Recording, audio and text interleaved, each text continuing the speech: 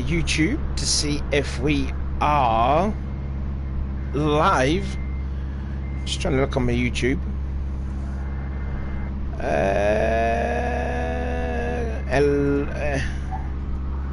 Adrenaline should say that we are live. Oh, yep, we are live. Yep, I can see it on the YouTube channel. So there you go. Yes, we are live. Hello, everyone. It's been a while since we were last on stream, I have to say. When was the last time we were on a stream? It was just like over a month ago. That's how long it was. Anyways, welcome to you could say like a new series, if you will, the ALMS series. That's the American Le Mans series. It's pretty much like the old endurance series, but we've got some more cars and more classes in. It was going to be Law that was going to be joining me in the booth, but something's come awry. He hasn't updated his PS5, and I think he was also in a new house, so we got back up, and yeah, we are live. Yeah, Eldorado saying aloha. Yeah. So anyway, joining me in the booth is a former champion in one of the ARC series, the endurance series, with Law as his teammate. It's Jerry Bear. How's it been? Oh, it's been excellent. Like I was saying, Savvy, it's good to be in here with you. It's been long since we've done this. It has been very long. Yeah. So this new series then, what's it all about? We've got 4 classes in. You've got the P1s, the PC, the GT classes. So what's it all about? It's going to be 4 total classes. It's the American Le Mans series. So we'll have 4 classes on the track at the same time. We've got our P1s, which are driving the Fuegos, and then you've got the P1s, or the PCs, which are driving the Red Bull Juniors that you guys are seeing on your screen now. And then the other lobby that's qualifying is the GT cars and the GTC cars, which are all the BMW M3, if I remember correctly. So 4 separate classes, 4 different paces, and they will all be on this insane track at the same time, going 4, 5, 6 wide and all that stuff. Yeah, I could see the P1s going at least like less than a minute long around this track. This is going to be a very short track for those cars. 50, low 56s on softs, high 56s to low 57s on mediums. They will be lapping every single lap under a minute. Anytime you see a P1 do a lap over a minute, they probably hit a wall or took damage or something, because they fly around this track. Then you've got the P1 or the PC class in the Red Bulls. They get closer to like the 102s, so they actually fall closer to the GT cars, and it's going to be real interesting to see how they work, since they have a much different cornering speed than the GT cars, but they don't quite have the same advantage the P1s do. The P1s are going to be flying, the PCs will be very quick, and then the 2 GTs are separated only usually by about, it kind of depends on everyone's specific pace, but usually only a few seconds, 3, maybe 4 seconds between them at top. So there's going to be a lot of traffic, a lot of dealing with the faster classes and the slower classes, and slower classes don't really have to yield their racing lines, so it's really up to all these faster classes to find the way by, and you're going to find situations where the P1s, the PCs are all together passing things, so there'll be like 2 slower classes getting passed by different stuff, and I mean, this should be fun, but it's going to be some mayhem for sure. Oh, it will be for sure. So, as you can see, Jerry's not in this one. He's commentating. Well, he's just looking at the qualifying for the GTs. We're just concentrating on the P1s and the PC classes, the prototypes and the Red Bull cars. So we're just waiting for Techno Guy to get the qualifying underway, which is just 5 minutes. So it's going to be an absolute dash for every one of these guys coming out of the pits. As far as I know, it looks like we're going to have all 4 prototype racers running in it. So it's not an issue for the likes of Inman, the Clio Cup champ, and I can't remember who else is driving a prototype. I think it's Chucky, isn't it? Nice to see Chucky back in the in the series. Hello, Chucky, missed you. So it's really all down to the Red Bull cars who will make it into the main event here. What about for the PC? The PC. What about for the GTs? Who's looking quite quick in those cars? Well, the GTs are just getting their qualifying underway. I've done some practice racing with them. Crow is, as always, insanely quick. He's always one of the faster drivers. Plus, he's in the Beetles, so he's got a little bit of a fuel advantage there.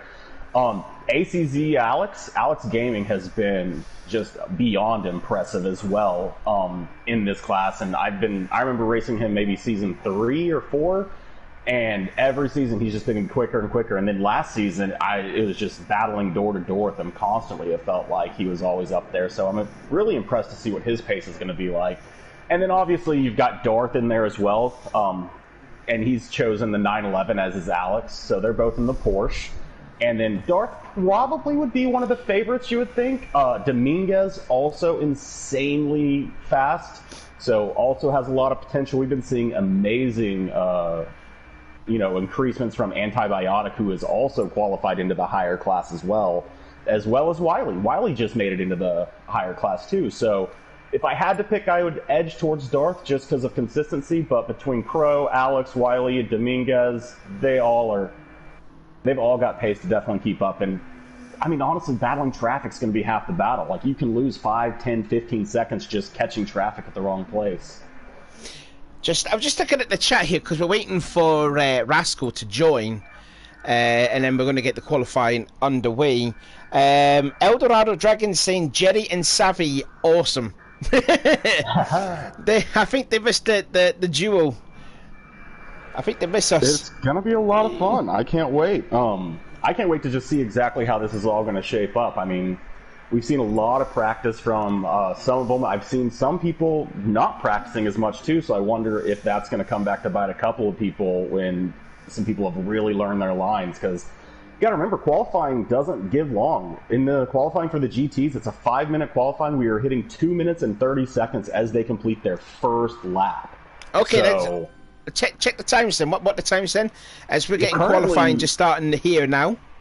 Currently, we've got Dominguez sitting on pole, which is beyond impressive with a 106, and 106s are very solid. Crow in second place with a 107, Alex with a 107.5, so may have made a mistake in his, and then Darth absolutely made mistakes in his with a 107.8 or 107.7. So I would expect Darth, hopefully in the next 2 laps, to get his pace up there with everybody else, but currently we've got Dominguez sitting about 3/10 over Crow for pole.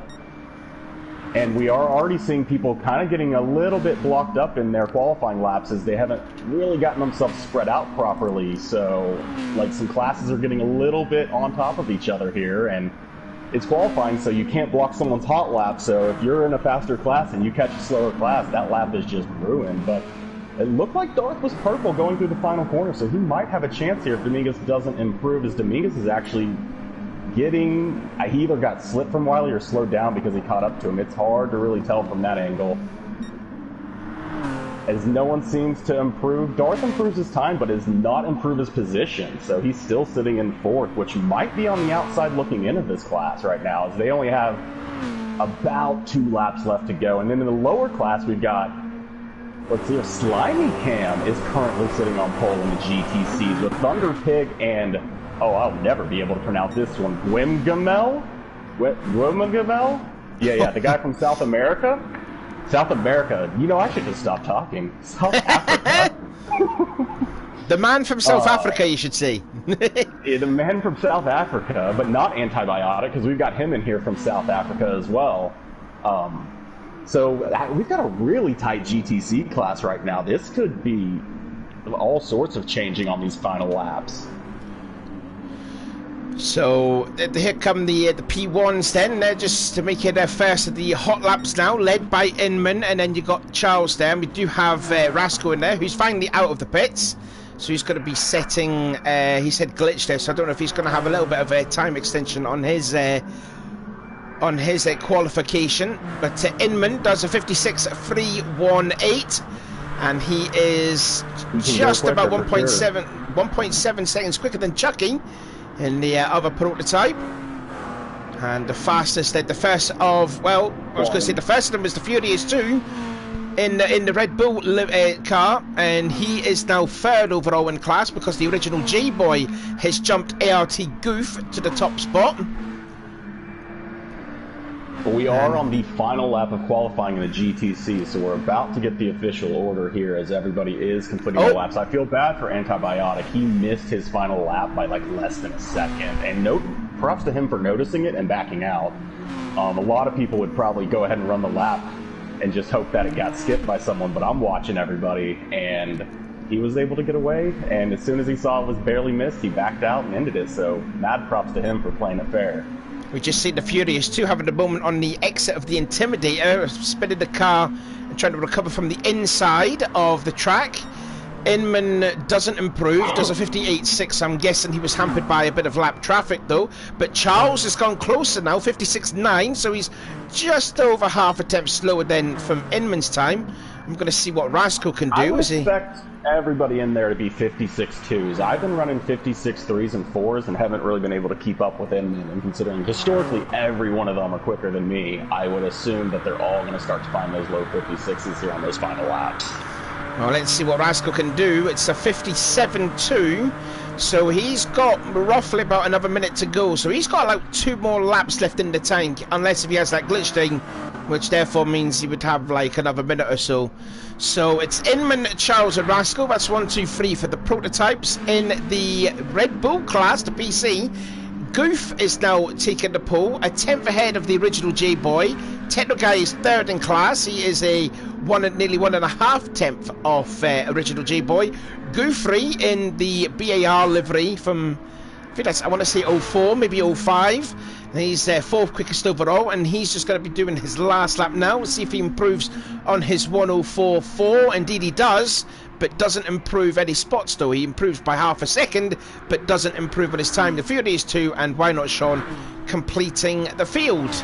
And he is half a second off the Furious 2, who actually does improve, but is only 4 tenths away from Furious. In fact, why not Sean has improved as well. So qualifying must be over then in the GT class. So what were the times then? So we had Dominguez taking pole in the GTs by less than 2/100ths of a second over Alex, as they ran almost virtually the exact same time. Crow 2/10 back of that at a 106.9, and then Darth actually, I don't know what his time is because he backed off the track. I believe he came 4th or 5th, so he may actually be on the verge of falling into the lower lobby, depending on where the splits happen. And then Antibiotic with the 107.1, so also pretty fantastic time there. Wiley 107.7, and then at the lead of the, let me double check, this is an M3 and not a, okay, and not an M6. So Slimy Cam taking pole, maybe. Again, Thunder Pig backed off the track, so I can't see what his exact... Oh, yeah, I can. Hold on. I can do this. Thunder Pig ran a 108, so yes, Slimy Cam ends up taking pole over Thunder Pig by less, again, almost at virtually the same time. Less than, is that 9,000ths of a second? And then you have the man from South Africa, Gorgernel. He must be a new driver, I think, is he? I believe he is. I think he passed his rookie test either this week or the week previously, maybe.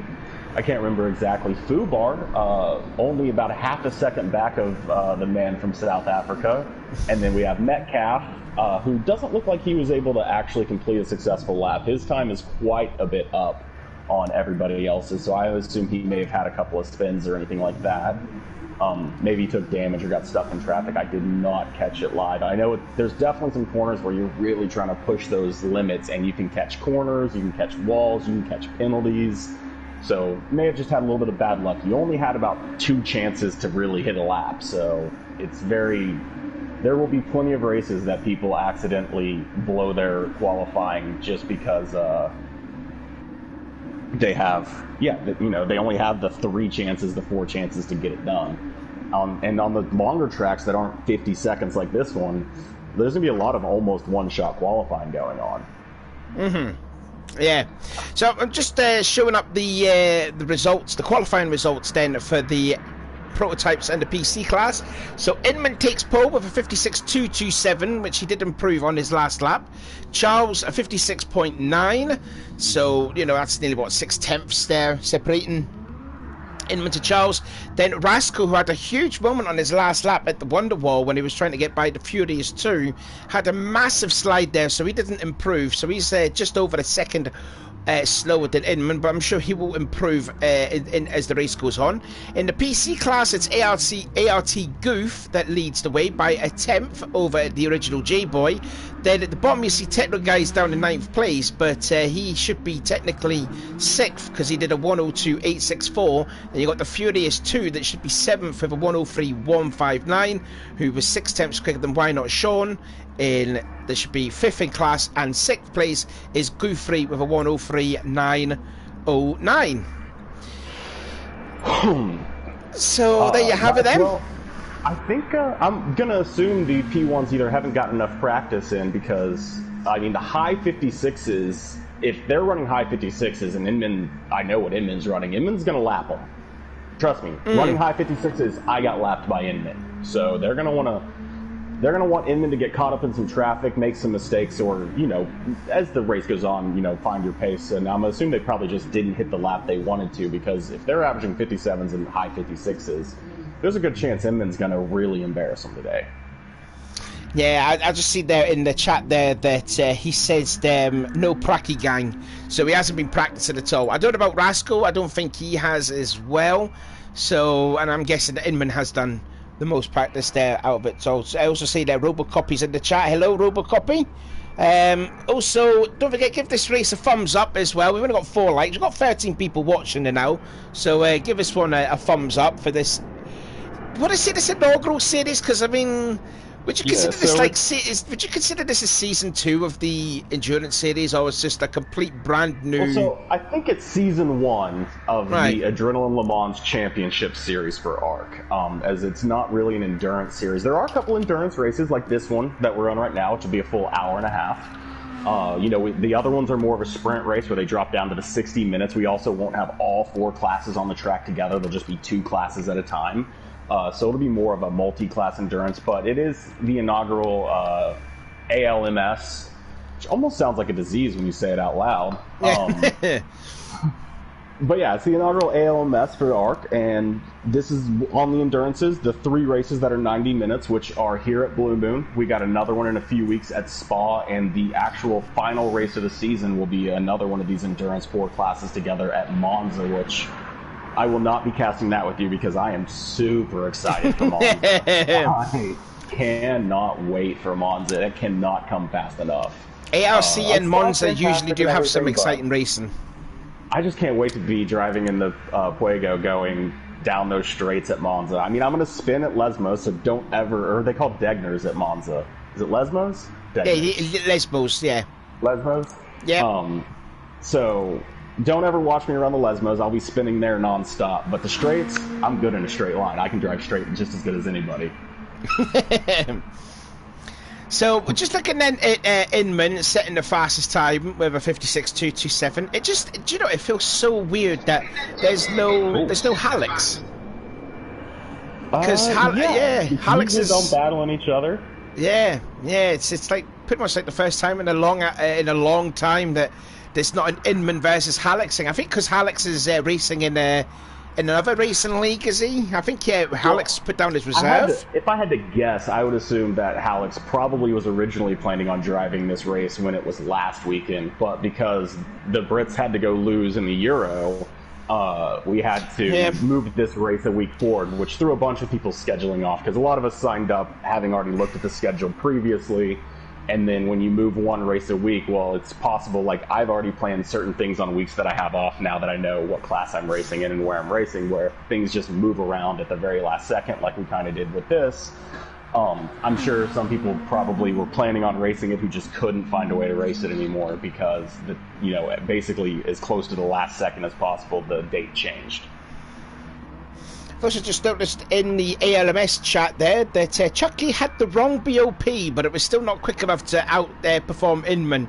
So that's quite embarrassing, Chucky. That's no practice gang for you. How can you have the wrong BOP when it's 100-100? What, like, did you make it worse? Like, not a clue. And PK is in the chat. Hello, PK. PK. Border one saying, Jerry, get some. Well, after seeing the times all the P1s went down, I'm thinking I could have actually competed pretty competitive. But we did practice races. My race pace and my qualifying pace are nowhere close to the same thing. I can qualify pretty well. I can race, well, not well. I race like, what was it, Kimi and Perez who came together today. That's kind of my kind of moves, just accidentally getting a little bit too deep into corners and spinning myself out. No, someone else is out on the track. Oh, it's Goofrey. So we'll say a bit of Goofrey because he's just, you know, having a... Oh, no. Oh, maybe not. Okay. Well, that's a shame. So we're just waiting for, like, the times then to come in and see who's going to be in the main event. I'm guessing all the P1s will be racing themselves. Remind me of the PC qualifiers. Like, who got first in the PC class? It was Goof. ART Goof, 1026. Nice. That's going to be exciting to watch and see. He's been getting really quick as well. Yeah, I think the PC class could... I've been, like, Furious legit terrifies me on the track. His pace has gotten so good, and as soon as he starts to, like, really get the consistency, I expect him to do quite well, so I could see him having a good run. Who else is in the PC class? You got the original J-Boy. J-Boy, yeah, he was second fastest in qualifying. That's, again, another person who's been absolutely improving constantly. It'll be nice to see what his race strategies and what his...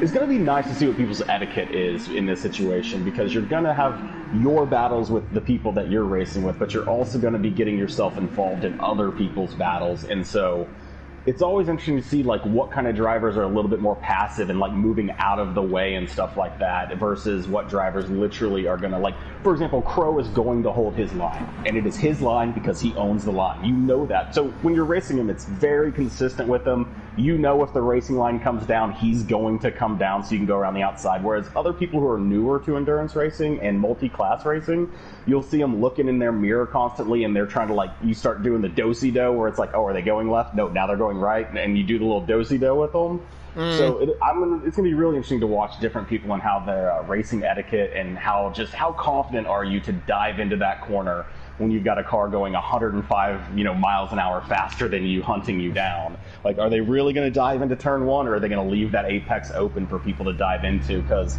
that can make and break the other classes racing. Like, when you're trying to chase down an Inman and he's got a 4-second gap on you, and you know traffic's coming up and people keep leaving him the apex, you just want to cuss him out. You're like, no, slow him down for me. It's my only chance.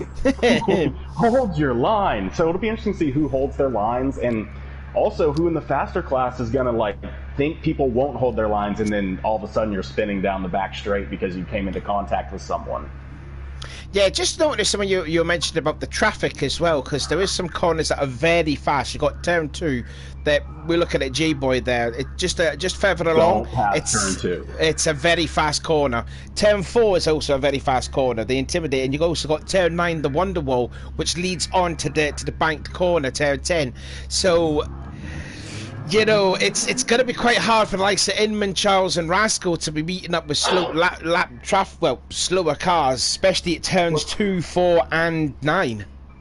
Yeah, turn 4, you want to get your move done coming out of turn 1 if you're in a faster class before turn 2. If you don't have the inside to turn 2, you do not get to pass at turn 2. There's just no way, really. You have to do some fancy stuff where you end up back on the outside of turn 4, and you can't do that. It's just hard to really navigate that. And if you can't get a move done by the hairpin, you could find yourself stuck behind a slower class for quite a while. Now, what's lucky in the P1s is that they have so much acceleration that you can actually take a different line into the hairpin a little bit, and you can beat them to that next little section of almost a lazy hairpin, basically.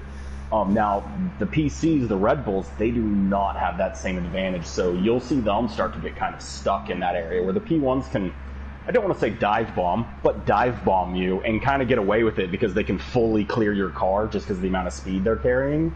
Where, like, you'll see the Red Bulls, they can't pull off those same dive bombs because they do not fully clear the cars before the turn ends.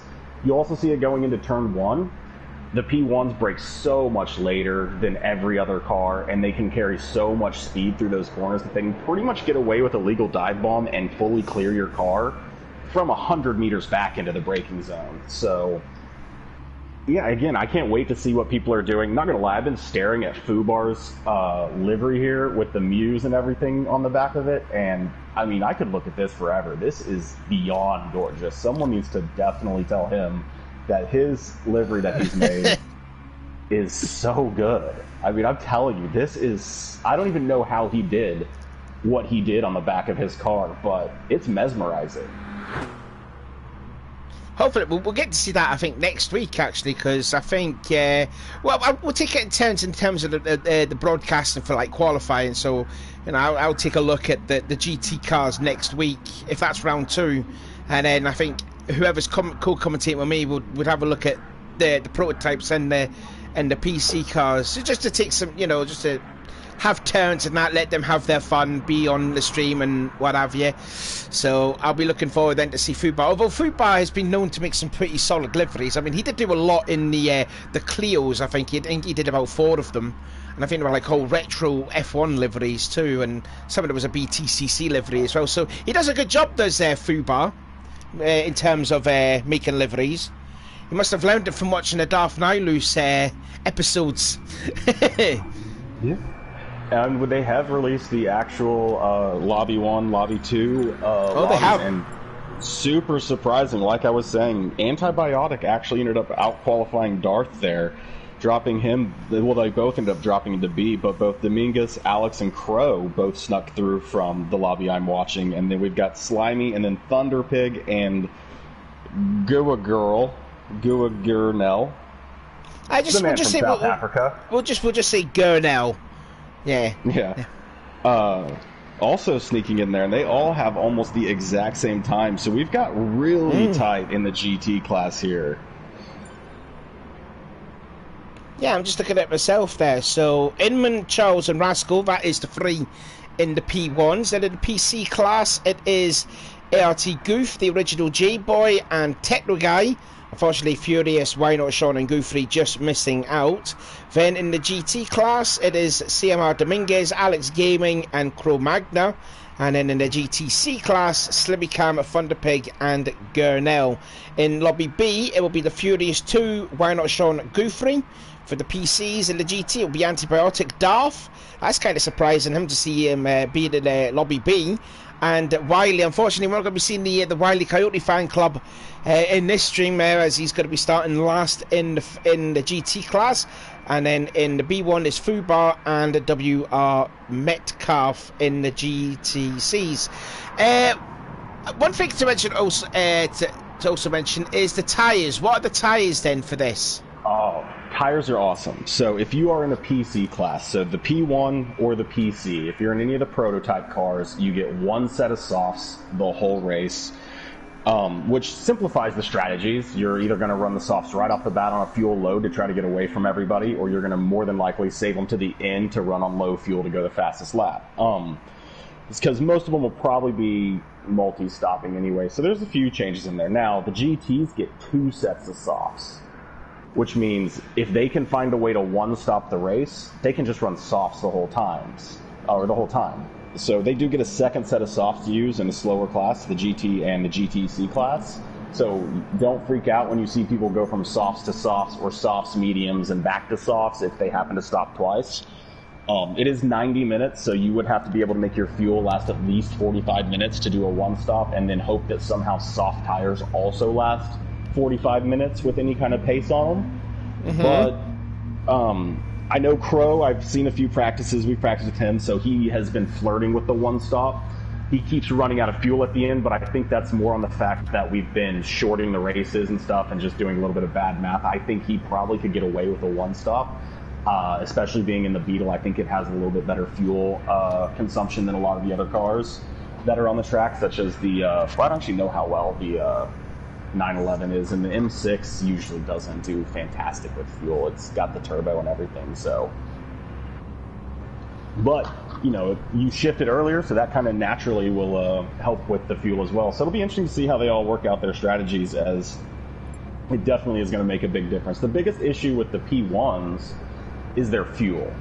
They just, you shift it, again, it's a turbocharged car, so for the most part, you should be shifting it early so you can get the majority of that turbocharger through every single gear. So they are going to be short shifting, but even then, you are begging for it to last 30 minutes on a tank of fuel, and you can't. And to me, I can't even get to 30 minutes without any kind of issue. So, saying that they're going to stop twice at like 30 minutes and 60 minutes, and then run all the way to the end, that could be tough. Like they might have to, really do some fuel saving, or I could just be bad at the game, and Inman could show me that it's really not that hard, and just like one stop the thing for all I know. But from my practice racings, the fuel is the limiting factor in the P1s.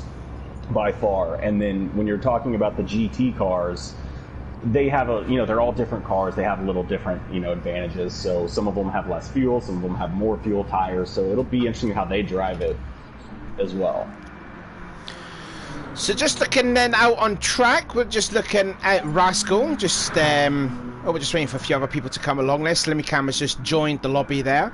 There are two penalty burns on this track. The start for this straight and the corner where Rascal's coming onto right now. Let's ride aboard then with Rascal, making his way in towards the Intimidator. Turn 4 right here. And that's where the second of the penalty burns is. Just about here. Before turn 5.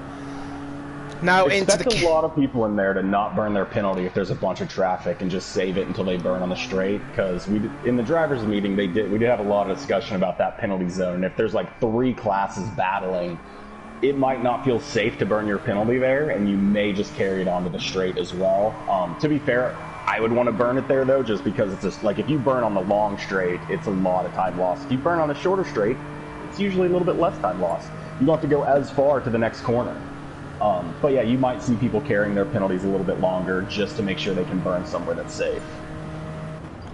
Alex Gaiman has just also joined the room there. This track, though, it's such a fun track here. We did race on this in the Discount 100s. I think that was back before Season 5 had started, when we were using the GR3s and the Red Bull Juniors, and that was the track reversed. And that caused a bit of excitement racing in both categories there. So I mean, this race shouldn't be disappointing like it was in the Discount Daytona from a few months ago.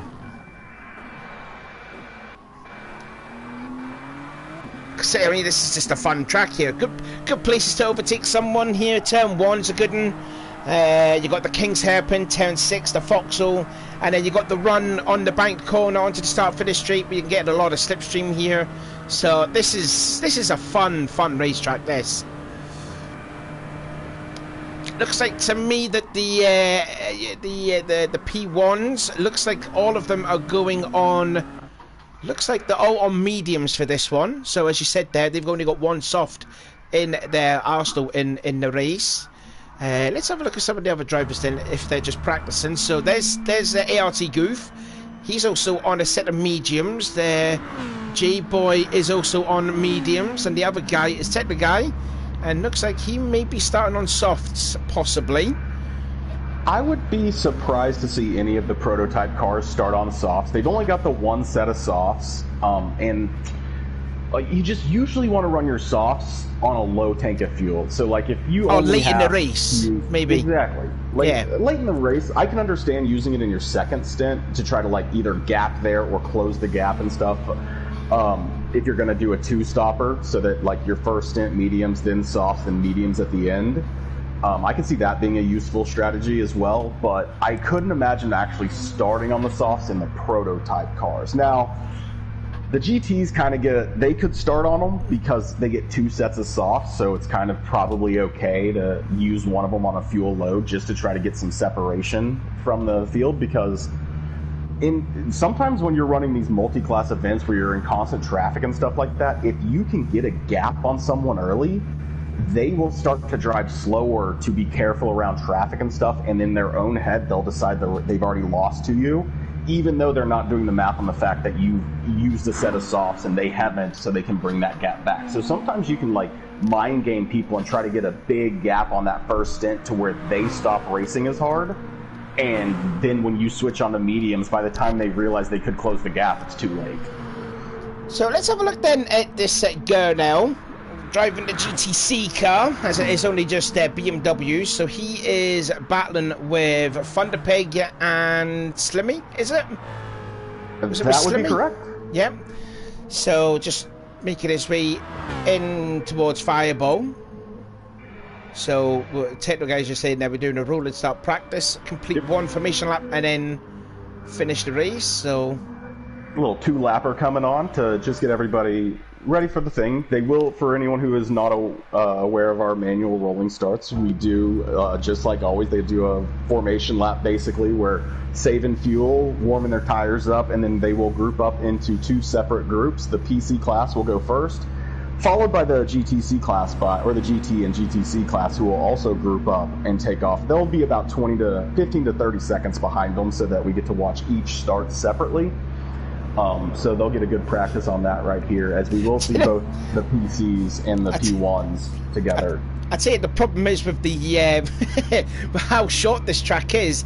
The GT cars are going to be nearly half a lap down away from the P1s. That's that's a problem. Yeah, we actually did some of this practice this week, and we started off without the rolling start. We were just running laps, and we found out, like, okay, it's up until the 7th lap is when you first start lapping people, is about lap 7.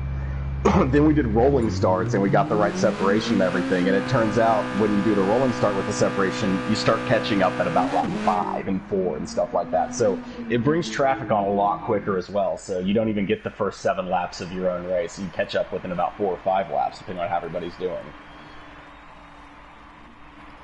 Right, so this is just a stuck check, just to see if we can get all of the cars moving, which I hope we do, because I heard there's been like some bad glitch on this game. To be honest with you, I haven't even touched this game in actually since Wednesday when I was commentating in another league, but I don't know about this glitch thing. I'm not too sure. Anyway, let's see if all 12 cars can get underway. You know, we're all racers, and someone is stuck. No, is Techno getting going? Yeah, Techno's getting going. That would have been insane if the lobby host was the one who was stuck. Now, they aren't really in order, so I'm assuming this is not the formation lap thing, or are they just trying to order themselves right now? I think they're just trying to order themselves.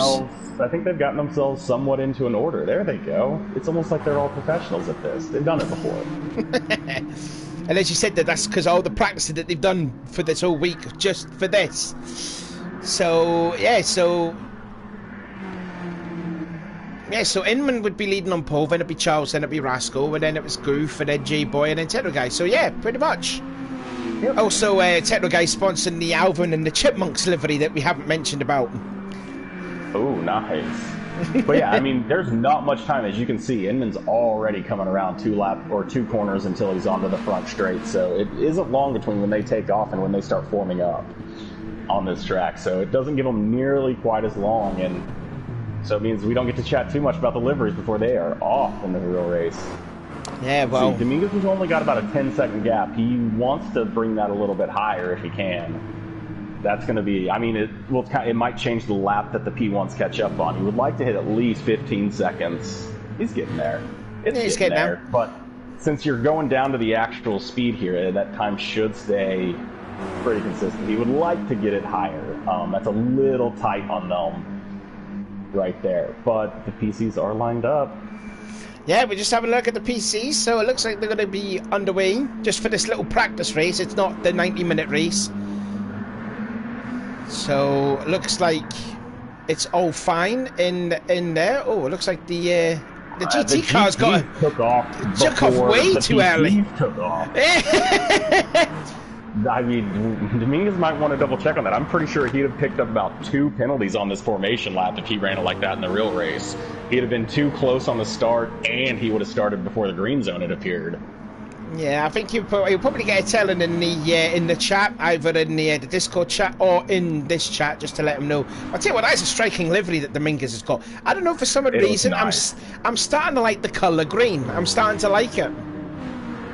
It really does look nice, though. I enjoy the color green. Yeah. So that's the P1s then making their way in the last corner. Rascal's even slowing down. He's even getting bogged down by the PC cars. Come on, Rascal. What's going on there? Coming out of the hairpin, it looked like. So and the worst part about the Fuego is 100%. If you come to a stop, if you go off the track and end up in the grass or anything, getting your car going again you can spin the wheels out in this car in 6 gear. Like, there is just no gear that allows you to get traction when you come to a stop.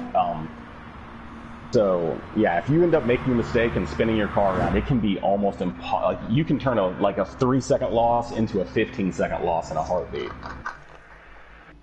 Now, just to clarify on this then, because there could be some confusion there, is that Dominguez has got the different kind of BMW that isn't supposed to be in the GTC car, which is the 2011 car. Just to clarify that, because he's got the 2016 BMW, whereas the GTCs have got the 2011 BMW. So just to clarify that, not to cause any confusion in the chat. Yep. The GTC class will be racing the M3, where Dominguez is racing the M6. Mm-hmm. So they are in the same make, but they're not in the same model. So now then, we've got the we're just going to be waiting for the 90-minute race to get underway. Hopefully someone will tell Dominguez not to go that early. I'm hoping. Just looking at some of the chat then, we've got 12 people watching. Who do you think will win in their respective classes then, if anyone's watching? Well, for the 12 people that are watching. Laws are now saying, sorry for my stupidity for not having GTS downloaded. Oh, well. That's no worries. Numpty. Hopefully he'll be back again next week. I don't know. I'm not too sure. Is it Law that's going to be with me all season for this, or is it again taking turns? I'm not too sure. To be honest, I've not really paid attention. I don't believe there is a set co-commentator for this series. I know both Rascal. Oh, I believe Rascal's signed up as a full-time entrant. I've also signed up as a full-time entrant, but just because of the way everything worked out with the schedule changing, I snuck in here, and we'll just take a drop race for this race. But the full-time entrants like Rascal and I, we're not actually supposed to miss any races. We're supposed to make all the 90-minute races. Where Law, on the other hand, is signed up as a reserve because he knew he had other stuff going on where he can kind of jet in and out. So I wouldn't expect Rascal makes any of the races that P1s are racing. But I do think, unless anything's changed from my last knowledge, I should be here on the weeks that there isn't a P1 race. So anytime the P1s aren't racing, I should be helping you out, unless life happens, in which case there'll be tons of people, Inman, Rascal, Law. The whole world can help you when the P1s are out.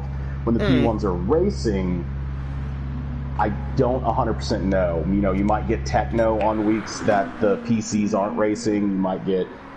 personally, I would love to see Robo in the booth again. I love listening to his, so, but there's a lot of options there. I don't think there's a set, list yet, though, for it.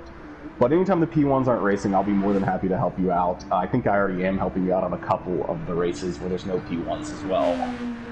Then when the P1s are racing, well, I'll be racing, so I won't be able to help you, but there will be more than enough people to jump in and help you. All right. So, looking then at J-Boy here. Just going into the Foxhole, is it? Yeah, Foxhole, and then onto the Wonderwall, the penultimate corner, which should be flat out for these cars.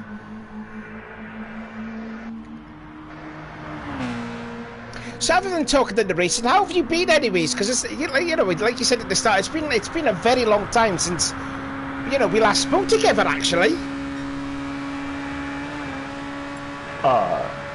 It has been a while. I didn't even know where you've been. I figured you jumped off a cliff or something. But I've been good. Ooh, J-Boy! Sliding at a tail one, sorry.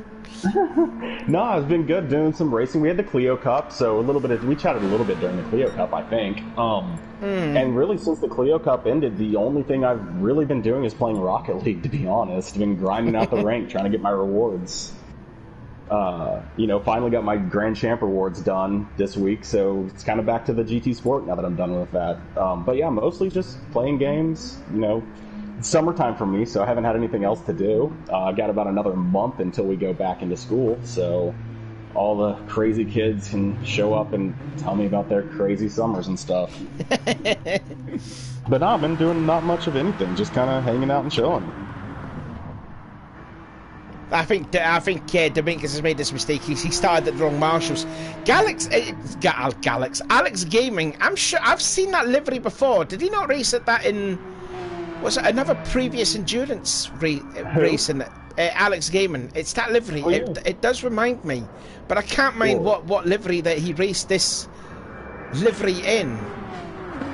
Oh, let's. Because I do mind it was the Carly Rae Jepsen. Was it here actually? May have been. I think. It could have been. Did he race this car in the season 5? I think he did actually. Come to think of it, I think he did race the 911. So maybe this is the same livery he used in season 5. Oh, the race is green. Yeah, race is going to get going. So, like we just see there, it'll be the LMP1s, the P1s, sorry, and the PC cars take off first, and then the GT cars second. So, the starting lineup then for the inaugural ARC American Le Mans Series, and the grid looks like this. Inman from Chucky from Rascal, that is the P1s. Goof, J-Boy, Techno Guy, that's the PCs. For the GT classes, Alex Gaming, Dominguez, Cro Magna, and in the GTC, it is Slimmy Cam, Thunderpig, and Gurnell. Let's see if they will not be taking off here. They will just be rolling off to a start. So hopefully everyone pays attention to that. And we're just waiting. This is given a little bit of a gap there. Yeah, perfect. So it was Alex in. Yeah, well, good. Yeah, I thought I was a bit worried that if Galax and Domingos was a little bit was glitched off the start, but no, they got off fine.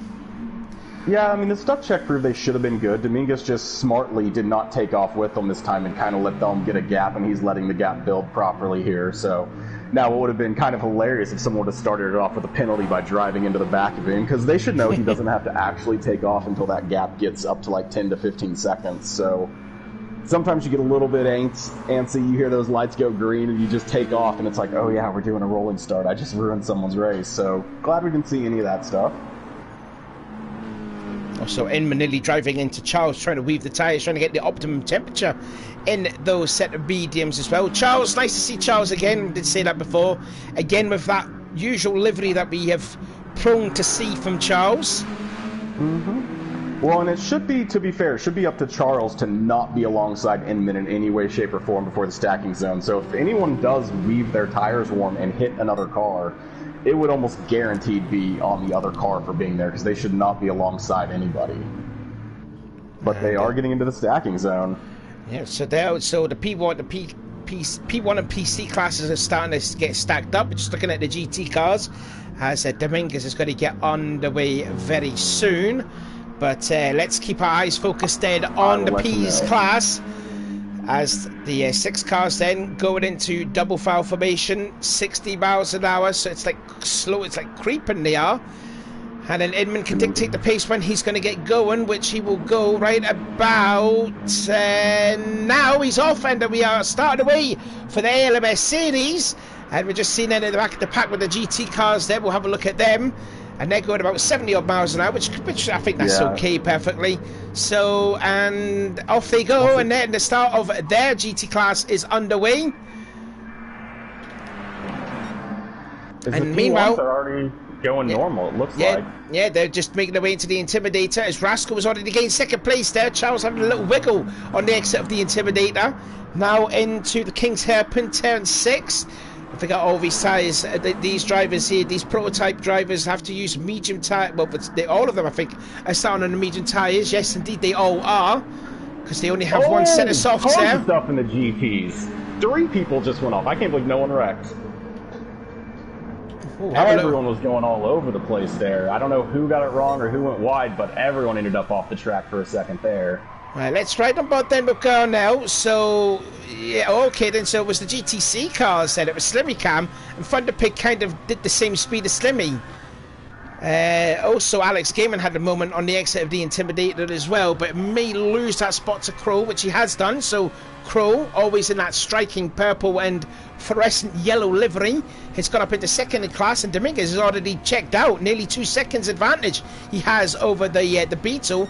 And there comes Alex then having a run on the start-finish straight.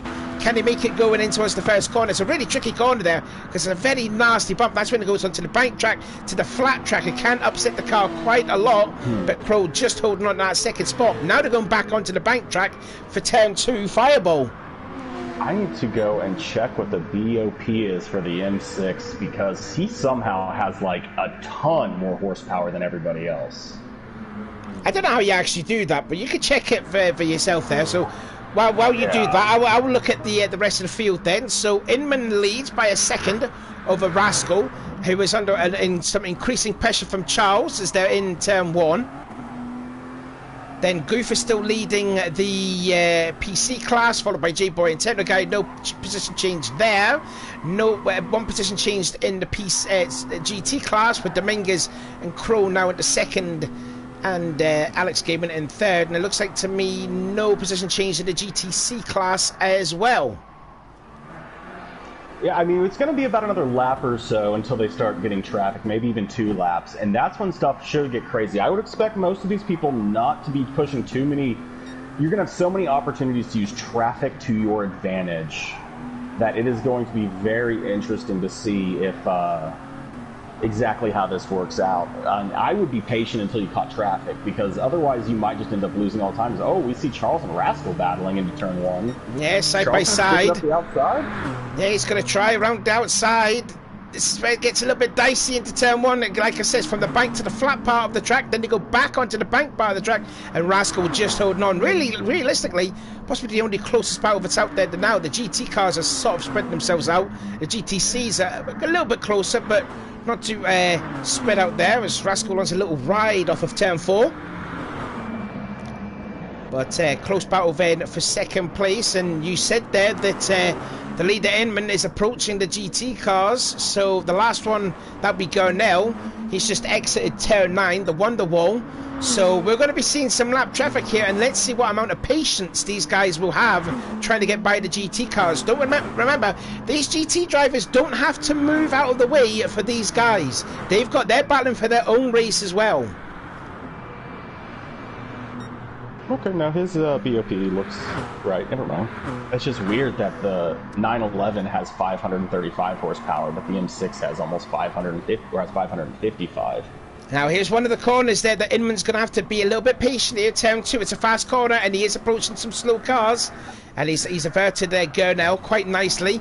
Now let's see what Charles and Inman can do. They've just managed to get by, but you see that's the problem now, because Rascal's caught up now to Inman after being held up by Gurnell at turn 2. So the top 3 in the P1s are so close together. And they're catching the GTs right now, so it's really going to come down to how artful you can be to get through all these people. And Alex Gaming has gone down to third in class of the GT class because he's been passed by a couple of GTC drivers as well. Oh, here we go, then they're going to fan out! Oh, wow! That's... Rascal's going to take the... well, Rascal takes the lead, but he might lose it now, because Chucky's going to have a go at it. Still passing Slimmy Cam and Cro Magna into turn 1. Who's going to be really brave then into the first corner? Rascal's make it held up behind Cro Magna. Oh, and he turns into Inman. How did they all keep that clean? Clean, that's the wrong word to use. How did they all keep that on the track? That's the right word. Well, let's ride on board with Rascal, because he led across the start-finish line on lap 7. So here he goes. He's going to get bogged down behind Crow. Oh, he gets into the back of him. Then Chucky just passes him on the outside, and then goes Inman. So Rascal went from first to last in the P1 class. But that just goes to show how fast these cars meet up with the GT cars. And Charles is now in the lead of this race. That it is, and the PCs haven't quite come around on traffic yet. They're still probably about a lap or 2 out on that, where Goof leading the group. He's actually cut out a pretty good gap on J-Boy, who's got about a similar gap on Techno. They're going to definitely need some traffic to start helping them through, as the P1s are just mounting around the track. Dominguez also has got a decent gap on Crow, who is not pulling the same kind of gap on Slimmy, and I mean, the GTCs are... Oh, I guess ACZ Alex isn't in a GTC. That's why I was like, he is flying. Yeah, it looks like he's got one more GTC to work through to get back onto the same group as the people ahead of him.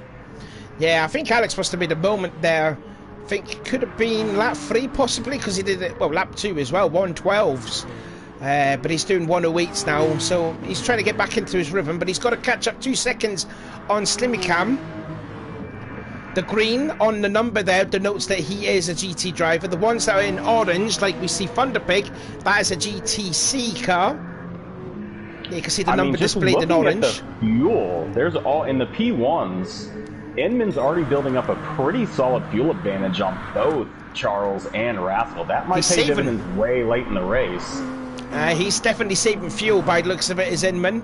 I mean, it's not, he's not in a hurry. I mean, there's another 81 minutes to go, so you know he's not under any pressure whatsoever. He's just doing what Inman worked for him in the GR3 Championship when he was saving a lot of fuel behind Alex. It paid off, so he's doing that strategy again, basically doing the Lemmy strategy, if you will. Yeah, I mean, Goof right now is putting down an absolute showing in this PC class. He is running constant 103, 103, and we're not talking high 103s, mid 103s over and over. And behind him, J-Boy has really only flirted with the 103s twice. Granted, he does have the fastest lap in the PCs, but the consistency isn't quite there at the time, and that's what's letting Goof actually run away so far, up to 5 seconds in 9 laps. Techno, on the other hand, isn't in the 103s, but you can see he's absolutely hitting the same lap over and over and over again. That's probably why he's bringing the gap down a little bit to J-Boy, because some of the laps are higher, some of the laps are lower, and it's kind of bringing him into a more similar race. Yeah, Goof really showing some consistency there. The last 5 laps is always between a 103.4 to a 103.6. He is starting to catch up on Gurr now in the GTC class, so it's going to be either, you know, well, definitely the next lap. But Gernau has really lost some ground on the guy behind Thunderpig. 10 seconds adrift as Alex Gaming is caught up now to Slimmy Cam. This is a battle not for position. Don't forget, this is a GT car in Alex to a GTC car in Slimmy Cam. Let's have a ride on board then with the Carlo Ray Jefferson car there, and Slimmy Cam gets a little bit wrong off the exit of turn 2 and is just moved out of the way, possibly to let Alex Gaming go through and up into third, well, still third place in class, but 9th overall in the race. Yeah, as Goof has just caught up his first back marker. It looked a lot like the back marker moved out of the way for him, though, so he didn't lose any time on that one. But he's got a little bit of a gap before he catches up to the rest of them, and the fact that they are all within like tenths of each other means they're probably not going to be as likely to just move out of his way as previously were. So the PCs are almost on to their first real battles in traffic, as the rest of them are also catching up to the first back marker as well for the first time, and they're not getting him in quite as good a region. Yeah, Charles still leading. The PCs are also in there as well. Yeah, I was going to say there, Inman got a little bit held up behind Techno guy, who smashes the wall out of front of the wall, and he's got some damage there as Techno. Oof, that is a bad place to get it onto the straight. That's going to cost a lot of time there. Oh, as Charles gets into the back of J-Boy, that is a huge block, it looked like. Oh, and he turns in on him as well. I didn't get to see it live. Maybe he was holding his line. I couldn't really tell, but I did see Charles come right into the back of him there. Did Charles pick up damage? No, he got lucky. Maybe he got on the brakes in time. Well, here's a replay. Let's see what happens. So this is, he's just approaching Goof, the leader in the PC class. And let's have a look. So going in towards turn 2, into Fireball. Oh, well, it was down the main straight, so it would have been way earlier than that. Oh. Now the gap is up now. It was about over 2 seconds, but now it's slowly coming down. Now he's battling with Thunderpig and Slimmy Cam, who they are battling for position.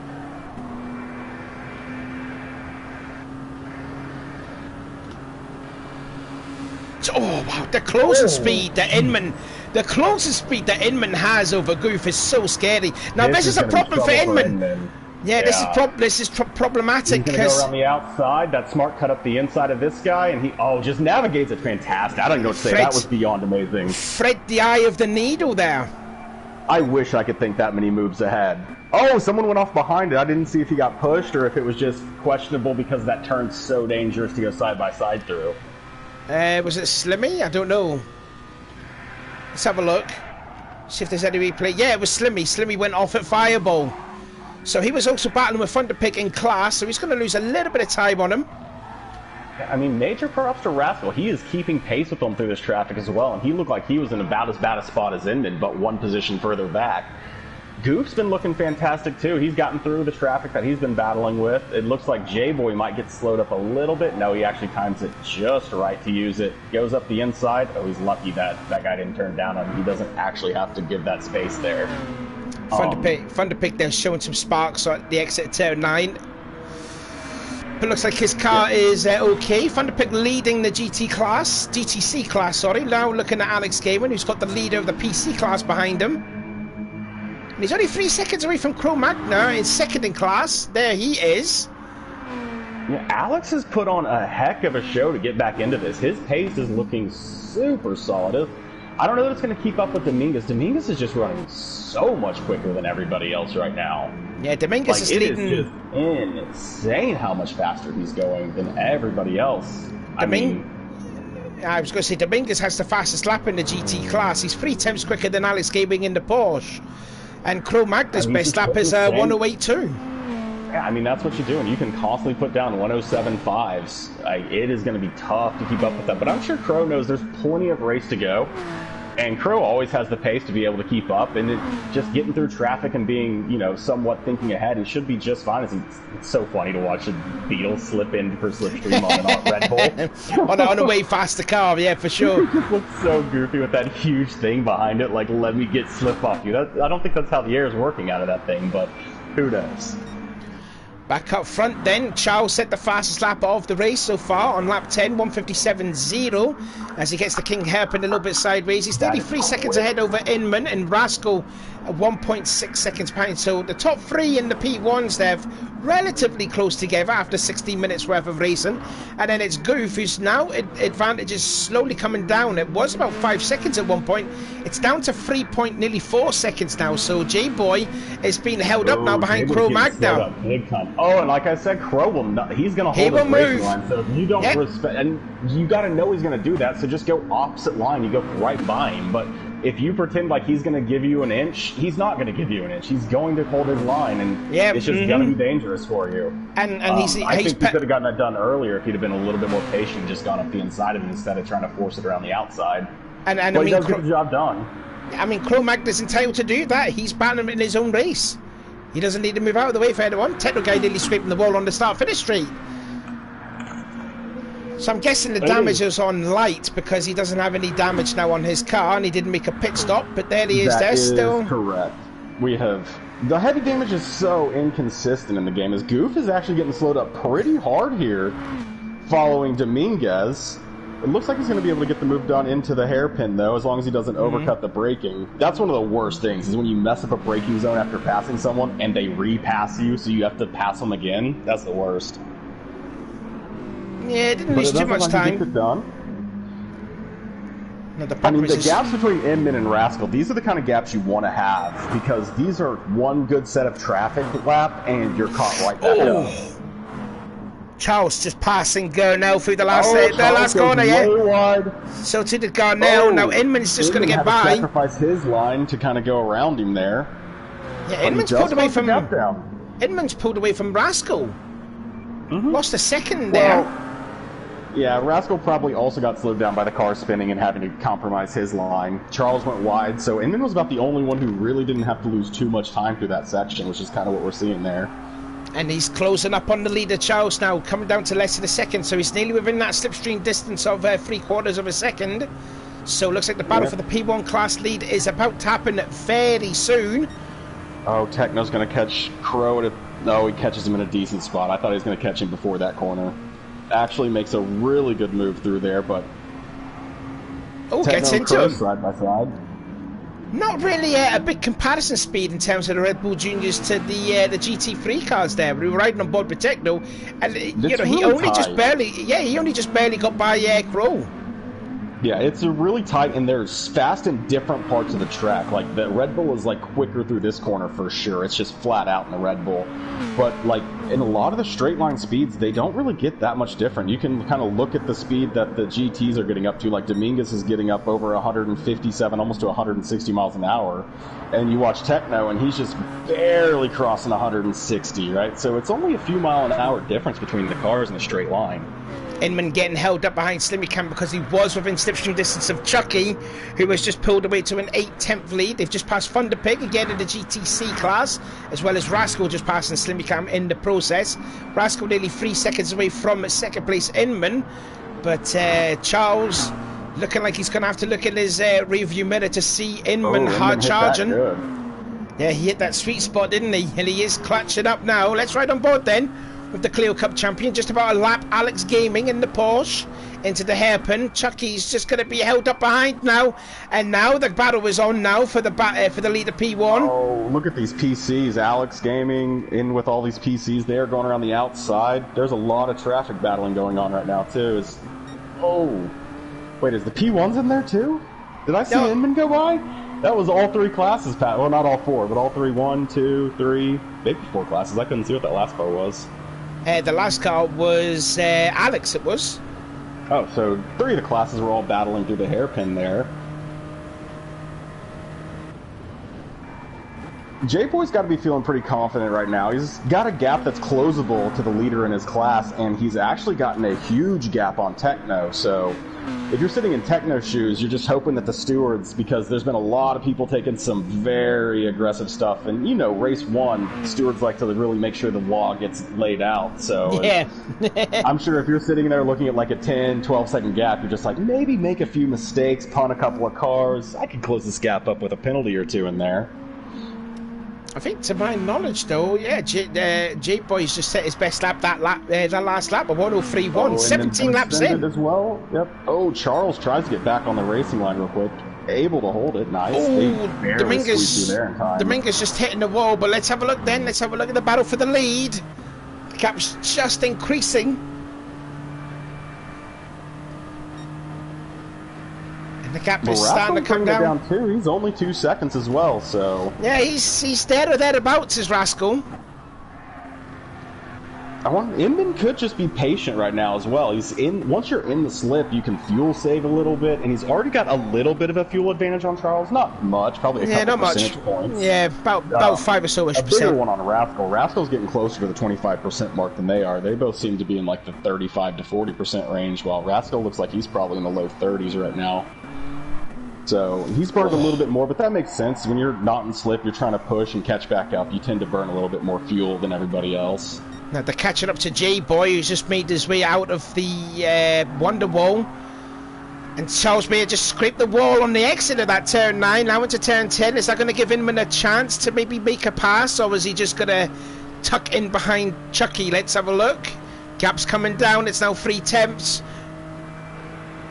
Nice, he's going to stick it behind. Now they're coming up to J-Boy, and don't forget that turn 2 fireball. This could prove pivotal with the battle of the lead of this race here. Yeah, they didn't go by him, it's fine. Okay, maybe turn 4, the Intimidator. Oh, I think J-Boy just went off. He just cut the wall into Charles. Someone. Oh, he got someone. Did he get him? He got it. Charles hooked that. Yeah. And Inman, great aversive driving there just to miss J-Boy. But I just saw J-Boy just clipping the inside wall at turn 4 right there. And then just spins the car right into Charles. And Inman's so good to avoid that.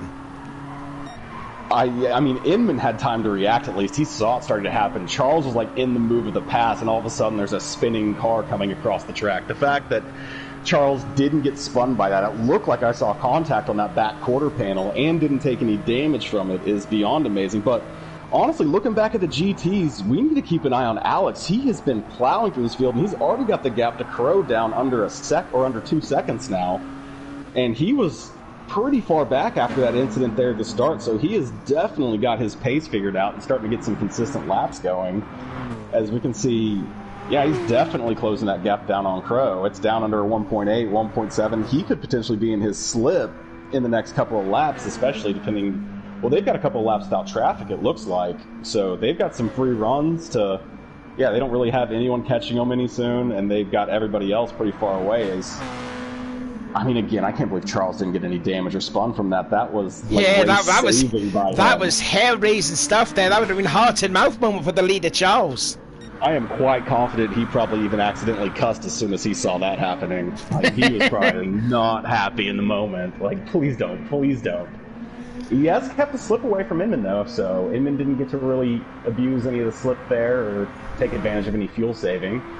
Techno now within 6 seconds of J-Boy after his mistake, so I'm sure Techno's like, wait, what was that? And it was about 12, wasn't it? I'm sure. Yeah, it was about 12 seconds. He made up quite a bit of that, so that might give Techno a little bit of that adrenaline of, oh, I can do that. Techno ran a great lap last lap. Boyd's still running 103.6. some really quick ones, though. He's consistently in those low 103s. Even flirted with that 102. Almost has the fastest lap of his class. But yeah, it was this corner right here that kind of spoiled his momentum. And as you see down lap 20, with 10 seconds slower than his previous lap. Oh, Alex is on Crow now in the slip down into turn 1. So if he can keep this under control, he actually is looking. How are their fuel levels? He's got a good run, though. He's got a great run off of turn 1. Here? No, you can't go. Nah, you can't. That's not really an overtaking opportunity. He's got to do it the hairpin, I reckon. Here, just try and set the Intimidator up nice and tidy. Then try and get a good run off the corner, which looks like Crow just had the better run off of. I don't think he quite has it. I think he just kind of. I would honestly not. Oh, if Crow's going to go defensive early, though, that's going to help him out a lot. You might. I don't. It depends on his goal on catching back up to Dominguez and how quickly he wants to try to either dispose of Crow if he thinks he can. Because if you can't get away from the person, do you really want to give them your slip so they get to fuel save more? Like, if you're just going to get in front of them and have them follow you for 15 laps, it's almost better to just stay behind them and get that fuel saving in. So if he thinks he has the pace to separate, he's got traffic coming up too. Yeah, that's the leaders making their way through. Edmund's trying to get a bit of a tool. Oh, Edmund, yeah, that's. Oh, someone's off the track. I don't know what happened. Someone went wide. Gorger driver did. South African. Oh, Gunnell. Gamel. Let's find out. Oh, was that the Intimidator, was it? Or was it the Kings? Alex and Crow are side by side through the worst part of the track. How did you do that, Alex? You made it stick on the outside there, but it compromised his run into this. Oh, he's gone off at Intimidator, yeah. Yeah, it compromised his cornering into the next corner, and it's so much more important to be on the outside going into the last part of it as opposed to getting the move done on the first one. He probably realized that's not worth it. Yeah, I think because Raska was passing both of them, so it kind of put Alex off guard. Now he's got to redo that gap up yet again, 1.5 away now from Crow. Yep. So, I mean, now it's a lot of work brought down, but still in the battle of it. And don't forget, I do believe they are actively racing the cars on the other track as well. So total times may come into play. So all those little things may end up costing you time on someone like Wiley in the other group, or someone like Darth in the other group could end up jumping ahead of you because they aren't having the offs, or they're not having the constant battles and stuff. So it could be coming down to that as Goof is running a next level. Look at this pace. He is just in and out, up to 15 seconds on the next closest person. Techno's dropping a little bit back to J-Boy, too. 102.8, and he is pulling away from J-Boy, 15 seconds. He has over J-Boy, but J-Boy might be pulling away from Techno Guy. We'll have a look at that then. Yeah, 7 seconds.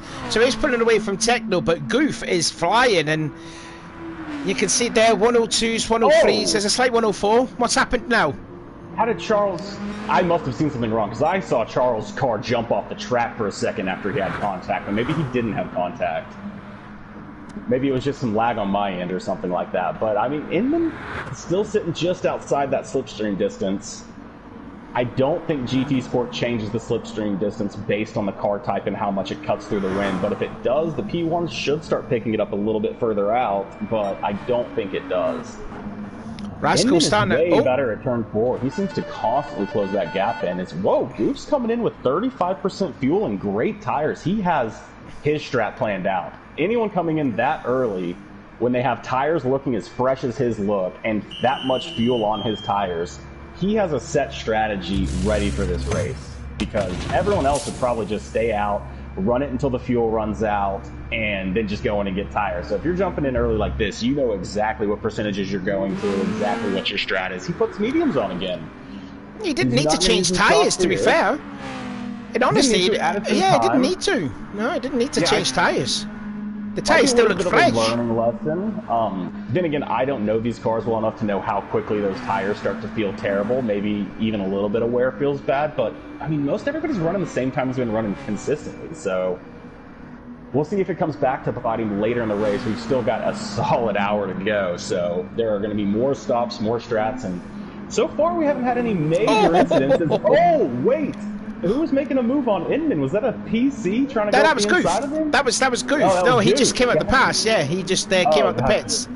And nearly came out in front of that, could have changed the lead of the P1 class. Meanwhile, Crow made he's made he's the second guy to make a pit stop. There he is. Now, so he's not going for a one stop, that's for sure. Everyone was talking about one stops. I thought it sounded insane to make it 45 minutes, and I think it's pretty consistent that, yeah, no one's making it 45 minutes on. I didn't even see Pig stop, but I guess Thunder dropped in because he's got new tires and a fresh tank as well. So okay. We got 3 together. Oh no, Pig's in a different class, isn't he? Yes, he's in the GTC, so he must have been the first of the GTCs to jump in, it appeared. Oh no, Slimmy also jumped in. Slimmy must have, yeah. Right now. And Thunder's done his. Crow's done his. Alex is gonna need to get his done, but he still has, I mean, his tires are pretty but he's got plenty of fuel still. Dominguez's tires also he's starting to flash, so he's got about 2 laps of fuel left to go, so he'll be coming in pretty soon. As he's getting battled by the GTC behind him. Looks like he's going to go ahead and separate that distance up, as Slimmy was pushing down with that slip quite a bit. Smart for the GTCs to try to hang with them and use their slip as much as they can. Yeah, so Slimmy pitted in on lap 20. We didn't see that, so he was the very first one to pit. But he's now sitting second in class, and Thunderpig has gone ahead. What's happened now? Looked like Inman and, was that J-Boy? Yeah, it was J-Boy. May have had a little contact into one. A lot of people getting their feet wet, trying to figure out exactly what they can and can't get away with. It's definitely, as these gaps, I mean, these leaders stand really close. Inman's got to come in. He's got 0. Oh, yeah. Charles as well. Charles getting held up behind Alex Gaming. Oh, they're both going to go for the move on the inside. Is it going to work? Hit the foxhole. Yeah, he's through. So they're going to have to take this now into the pits, I reckon, here. Yeah, I think Inman and Charles have got the same fuel. As well. Dominguez is going to run it all the way dry. Alex still has enough fuel to keep going, so he definitely has the fuel advantage on Dominguez, but that is a pretty good gap to him as Charles steps in, Inman steps in. Here we go, Ed. Who's going to come out on top then for the battle? What is Rascal left with? Yeah, Rascal's coming in. Rascal just ran out of fuel, I think. Yeah, he's just on fumes at the moment there. So all of the P1 cars there will make their first pit stop, it would seem, with just shy, with an hour to go. Be huge here, because we got a lot of traffic starting to get towards that hairpin and starting to work onto the straight. It looks like they're probably going to come out in some clean air, so that is good news. The worst case scenario would be to come out with like 3 or 4 cars all battling down the straight, but most of them have gotten their strategies all separated, and it's really gonna. The good thing for them is that like Alex and Dominguez haven't pit yet, so that separated this GT class up a little bit. Once they pit, Alex should fall back into Crow as well, so that would add another group of people who are right next to each other. Dominguez is making his pit stop, the leader who's been pretty much dominating the GT class. So all of the top 3, Charles, Inman, Rascal, came out status quo when they came in, but they're still on a new set of mediums, so they're going to go for a set of softs in their last stint. So that would leave J-Boy still needing a couple of laps. His Tetro guy is going to be the second of the PC class to make a pit stop, and he's going to lose second in class to Goof. Clearly stretching their fuel to try to hit those 30-minute marks so that they can just go with a 2-stop. As Inman jumps up the inside, is Crow going to come down? No, he didn't quite have it, so that was a good move from Inman. Techno finally comes in, so that's going to allow, which is actually good for Goof. I was literally about to say, if Techno stays out, which he had plenty of fuel and tires to stay out. Oh! Sorry, they evidently bumped into the back of Charles there, sorry. Oh, you're good. Well, I just thought that Techno could technically slow down Goof, and that could potentially help bring Goof back into the battle. Whoa, Inman now, Jesus, that was hair-raising stuff as well. So I'm cutting you off. I'm just looking at this battle for the lead in P1s again. It's closer now. Sorry, carry on. Well, no, I'm pretty I'll have a drink of juice now. Oh, you finished? All right then. No, Inman had a little wiggle going into the Intimidator when trying to get by the Garnell and Dominguez. That was, and Chucky nearly lost on the exit, but they got moving up the inside of Crow as well. Oh, okay, got through clean. I thought Crow might come down and block it. Right, let's have a look then for the battle for the lead then. The gap is starting to deteriorate. Charles, 3-4, 3-1, 3-0, 2-9, 2-8, 2-6, 2-4. It's just not a lot of straight line, isn't there, just to try and get by Charles on the start-finish straight. But again, tucks in behind. They've got a little bit of clean air before they meet someone who's just entering turn 3. don't know who that could be. So, by my reckoning, there's only 2 guys that have yet to make a pit stop. That's the J-Boy, who's leading the PC class, and Alex Gaming, who is going to be making his pit stop this time by. Dominguez will get back by him for sure, but that gap down 21 seconds to Crow will probably get back past him as well, to be honest, from his pit stop. He's going to have to fuel up quite a bit, but I wonder if he was thinking one-stopping and then realized he cannot make the 45-minute mark when he is going around. Because, yeah, he'll be jumping in the pits here. Techno making his way through the GTs as well. He got slowed up a little bit by Crow, it looked like, having to take the inside line. And now he's right behind. Oh, he's going to get this one just fine and be able to use slip and then just go off. So he's going around. The gap to Goof's going to be, he's going to need some mistakes. That's getting up towards 30 seconds. J-Boy, I mean, he can stay out longer, but at some point you're going to start losing time just because you got the tires. I mean, he's got the low weight, but ooh. We'll have to see if he can, I wonder if he's going to come in. He's seen his entire group pit, or is he going to try to stay out? I mean, if he could make 10 more minutes on that 10% fuel, he could technically one-stop this thing. I just don't know if that fuel is going to allow him to make 10 more minutes to go for the one-stop, but it looks like he might be pushing for it. He might put his fuel mixture up to 2, maybe 3 if he wants to go for the one-stop. Meanwhile, Slimmy Cam nearly moves up in front of Charles, and Goof moves out of the way for this battle that's been going on for quite literally like the last 10-15 minutes between Chucky and Inman. I think Inman's just quite glad to see the back of Charles's car. Maybe he just wants to see the front of it when he tries to get by, but where can he get by Charles is a different story. Well, good news for Rascal is since they are close, if they start battling, that's going to help. His gap isn't really that bad in this multi-class where there's all this traffic and everything, as you can look at the mini-map and just see how often you're going to have to be passing a car.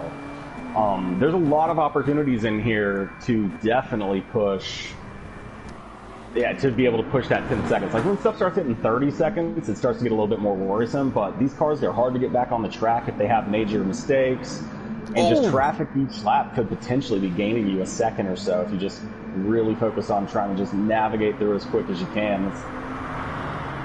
That BMW stayed very wide. Inman can get the run here. Very courteous. Edmund could get the run here. We could see a battle for the overall lead of the race there. Charles May got held up behind Thunderpick, and you can see he is going defensive into turn 1 for the 37 time. Does the crisscross and gets him back and gets the lead. But will Charles gain it back? He's got the inside for turn 2 and takes it back again. But Inman wants it back for the inside. God, that was some good racing there. Well, they're about to come up on J-Boy as well, who's running his race in front of him, so that... You definitely, I mean, he might be coming in, so they might not actually catch him, but if he's staying out for one more lap, they will definitely catch him, and using the back markers to your advantage to get by could be a big thing. Plus, ACZ Alex is just in front of him, so there's definitely some traffic that they're about to have to navigate. Inman's back through! Inman might be back through! Charles got the speed off the Foxhole and still holds on to the lead. Yeah, this... If J-Boy's coming in, this will be beneficial. They won't have to worry about it. They actually get by him either way, so it doesn't really make a difference. He isn't, though. He's going to jump out. Charles just scraped the wall off turn 10, and he's going to be held up behind him as a pick!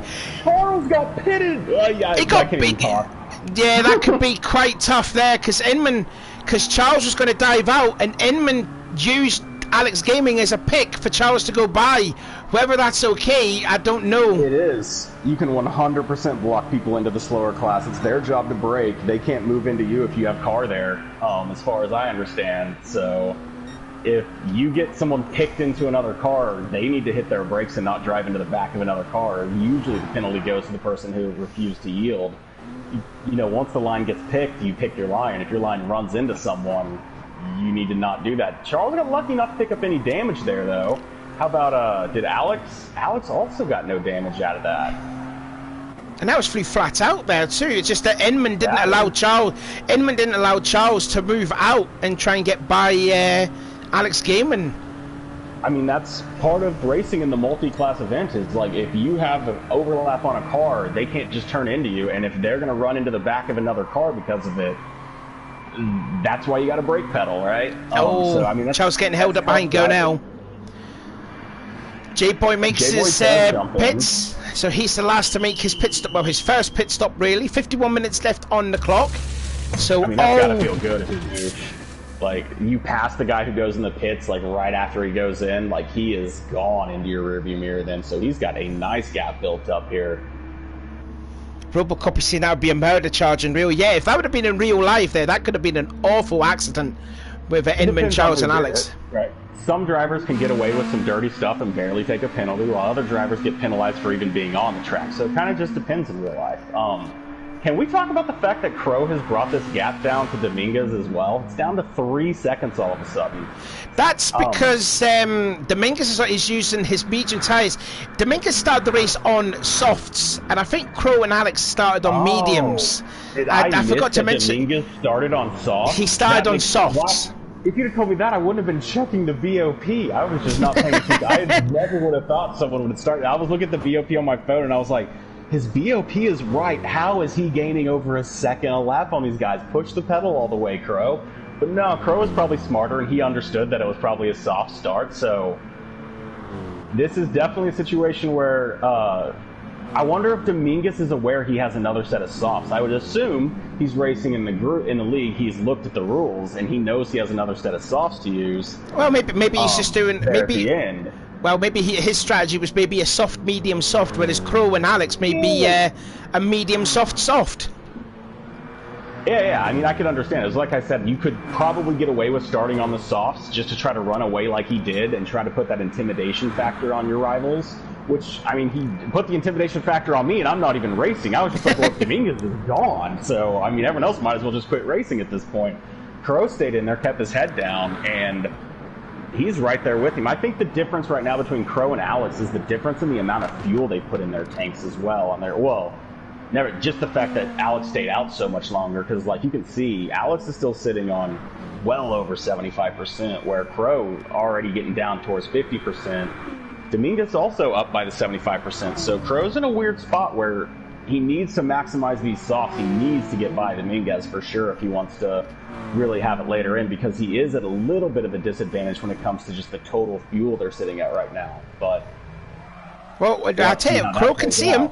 Crow can see Dominguez. He's got it down to less than 3 seconds, so he can see that green BMW just ahead. Alex Gaiman is a long way back though, 15 seconds. We did see it was about a second before they made their first pit stop. But Crow can smell blood off Dominguez here. Yeah, I'm very curious to see what Alex's actual strat is. Like, he ran mediums as long as he could, but is he just going to split his softs into 2 half-tank splits or something? Because, you know, you can definitely make up some time if you just run yourself down to the fuel you kind of want to be at, or like below it, obviously, and then just fuel back up to exactly what you need to finish the race and put a new set of softs on. You could definitely be going real fast, especially if anyone ahead of you doesn't have a really ironed out strat and they're kind of just like trying to do math in their head. Anytime you try to do math while driving, you end up a lap short on fuel. That's just an absolute fact. If you try to calculate mathematics while you're driving, you're going to end up a lap short. Bit of hair raising stuff then for the P1s in Charles. I was wondering why I just saw Thunder. He just picked up damage coming out of that, so Slimmy has a chance to actually start closing this gap down a little bit to him. He clipped the wall. He turned in too early at the Wonder Wall. That's why. Yep. So he's carrying damage down the entire straight. That is over a second lost to Slimmy already. It should be wearing off just about now. Yep, there it goes. So he's back to full pace, but that definitely brought Slimmy back in a little bit closer as well. Their fuel and tires are the exact same, so they're on the same strat. Looking at the track map there. Thunder Pick going off at the Intimidator. Yeah, but he's still one of the toughest corners by far in the entire track is the Intimidator. As we see, Technoguy looks like he's getting caught up by Rascal, trying to work through his back markers now. As he's kept the gap pretty same to Charles and Inman, and we've seen how aggressive they've been diving these corners. If he can keep that gap around 10 seconds, he might be able to find a way to find a penalty pace, to be honest. A penalty place, just because it's going to be tough to say people driving into the back of people might go unforgiven. Like, we've seen some people driving into people here. It looks like, J-Boy's struggling in his second stint. He's doing like 104s. Obviously, because I've just realised the fuel. Technoguy's just went straight off into the wall. He's picked up more damage there. And he was catching up on J-Boy as well. What happened here? Oh, that always hurts. Just closing the gap, and boom. Oh, he just lost the rear because he clipped the curb at turn 1. Oh, this is going to be crazy in a turn 1 with Dominguez. He's getting closed up by Goof at the exact same time, and Crow is using Goof to slipstream down the track on him. So he's getting to gain on him as well. Oh, Goof needs to find a way by before this next turn, or this is going to be a very long time stuck in track. Oh, he's stuck. He's stuck behind him, yeah. Stuck here. No one can pass anyone. Their paces are all the same. It's a difficult series of corners at 2, 3, 4 because they're both fast. I mean, Crow got the best out of this. He got to just draft a PC the whole way down and basically just get pulled right up to Dominguez and probably got to save some fuel in the process for half a lap. So now he's right on the back of Dominguez, and Dominguez is probably wondering, wait, what's this about? I had like a 20-second gap. Whoa, got a little wiggle there at the foxhole, but he's got to be careful. He's got to save those soft tyres too, because they are looking a little bit worse for wear, is Crow's tyres. Yeah, the car just leans on those right tires on this track, so it's definitely a case of you're wearing it until you can't turn left anymore, and then once you can't turn left anymore, you got to go get a new set. Alex is bringing the gap down too. He's now under 15 seconds, or exactly 15 seconds for a moment, so he's brought it down like 2 seconds while they've been here. Crow sending it up the outside. Oh, there's the P1s are behind him at the worst part of the track too. Charles going to get bumped down behind. Oh, that's tough. This is a long time to be stuck here. And Crow's can have a look on the outside and intimidate. Oh, this is a nightmare for Chucky to try and get by. It's a blessing in disguise for Inman. Now Charles finally got by, but Charles lost a lot of time. But Crow didn't find a way by Dominguez. Fair play to Charles. It's probably the right decision. Back it out. Wait for you have plenty of traffic to go. Inman can get slowed up in plenty of other places. But if you go in and dive down and destroy this battle between Dominguez and Crow, like, that's just, you can't even begin to do it. You can see they're battling for position, most likely. You know what classes people are in, so it was pretty smart to back out as, J-Boy picks up a 1.5 second penalty he's going to have to burn on the straight, so Techno is going to be in his grasp before you know it at this rate, because he's definitely going to have to burn the whole thing. He's burned a little bit off on accident, so he will have to burn a little bit extra to make sure that he gets it away. He can't just take off as soon as that penalty disappears. But this is going to let Techno get into his... Like, this is a long penalty to be on a straight for as he drops down to start burning it. Yeah, if only Techno didn't do that mistake at turn 1, he would have got by J-Boy in the process, which he has bound it now, so how small is the gap now from J-Boy to Techno? Let's try on both them. Oh, they're going to be side by side then into turn 1. Is he just about Techno? Side by side through turn 1. J-Boy just barely holds on to second place in class. That he does. The gap in the leads are still good, so nothing on there. Goof is up to 31 seconds over J-Boy and Melm, so he's definitely built that lead. Oh, his fuel. That's right. He's got to come in for another pit. So J-Boy's actually in a decent spot here, depending on how this all goes. Just based on the fuel difference between Techno needs to find a way by, and honestly needs to start gapping out J-Boy a little bit if he wants to come back in towards the end as he tries an alternate angle there. Almost got the run. Yeah, I think Goof's lead is safe. J-Boy hits the wall off Wonderwall, and that's going to allow Techno Guy to have a run on the outside at turn 10, the banked left-hander. Now is he going to do the old switcheroo, go to the inside? Looks like Gernell and Alex Gamer were having a battle there too. But J-Boy going to the middle of the track then. And then into T1, who's going to come out on top? Will it be J-Boy? Will it be Techno Guy? Who's it going to be? Techno Guy trying to ride it, leave a high wide and a bit too handsome. But nope, not going to happen there. Anyway, we're past half distances, so let's go through the full lineup then. The full grid as it stands at the moment. So Inman now leads with a 1.6 second advantage over Charles, who was 13 seconds ahead of Rascal. Starting to drop away is Rascal. Then leading the PC class is Goof, just a tad of a 35 second advantage he now has over Techno Guy, who has passed J-Boy. So J-Boy now down to third in class 6 overall. In the leading now, Crow has finally got by Dominguez. So Crow Magna for the first time is now leading the race, although Dominguez is wanting it back on the outside. Yeah, he has gone defensive. Dominguez is going to try and hang it out on the outside. Look, Techno Guy did not too long ago and tries to go for the crisscross, but Crow seen it coming and just parked the car on the racing line. So good racing there. 9th place is Alex Gaiman, who's just been lapped there by the leaders of the P1s. And then in the GTC class, Thunderpig still leads the way, albeit having that little moment at the Wonderwall. He does hold a 8.5 second advantage over Slimmy Can and Gonell. You know, having his own race, but you know, he's probably not expecting anything big here. You know, it's his very first time I've seen him, and he's doing a good job so far. And you know, 24 seconds adrift, but he's still doing a great job. Yeah, absolutely. I mean, the amount of competition some of these people bring can be intimidating for anybody at that point. I'm pretty sure I've been lapped many a times by people that are even in my own class. So being within 20 seconds of someone ahead of you is definitely no slouch effort whatsoever. As a matter of fact, we did a practice race that Inman was 56 seconds ahead of me, so don't worry. I've been way worse than that before.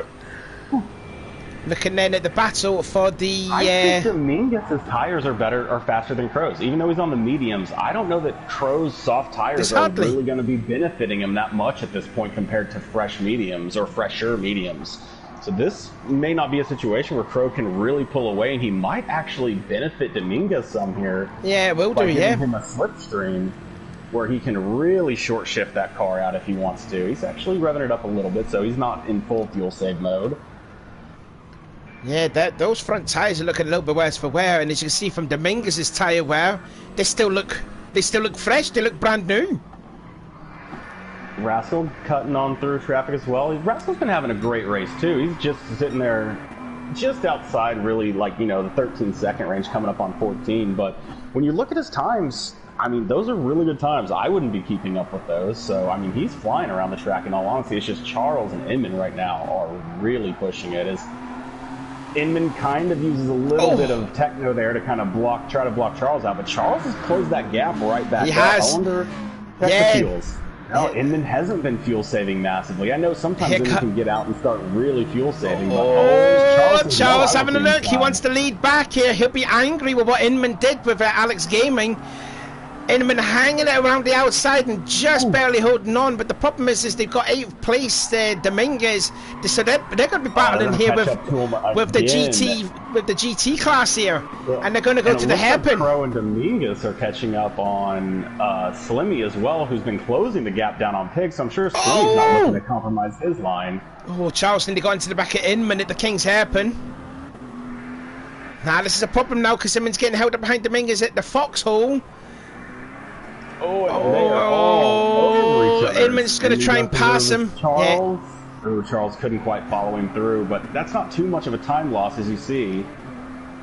Onto the straight. Is he still in the slip? Just about. I mean, so he actually navigated this just fine to actually maintain the gap. That's impressive.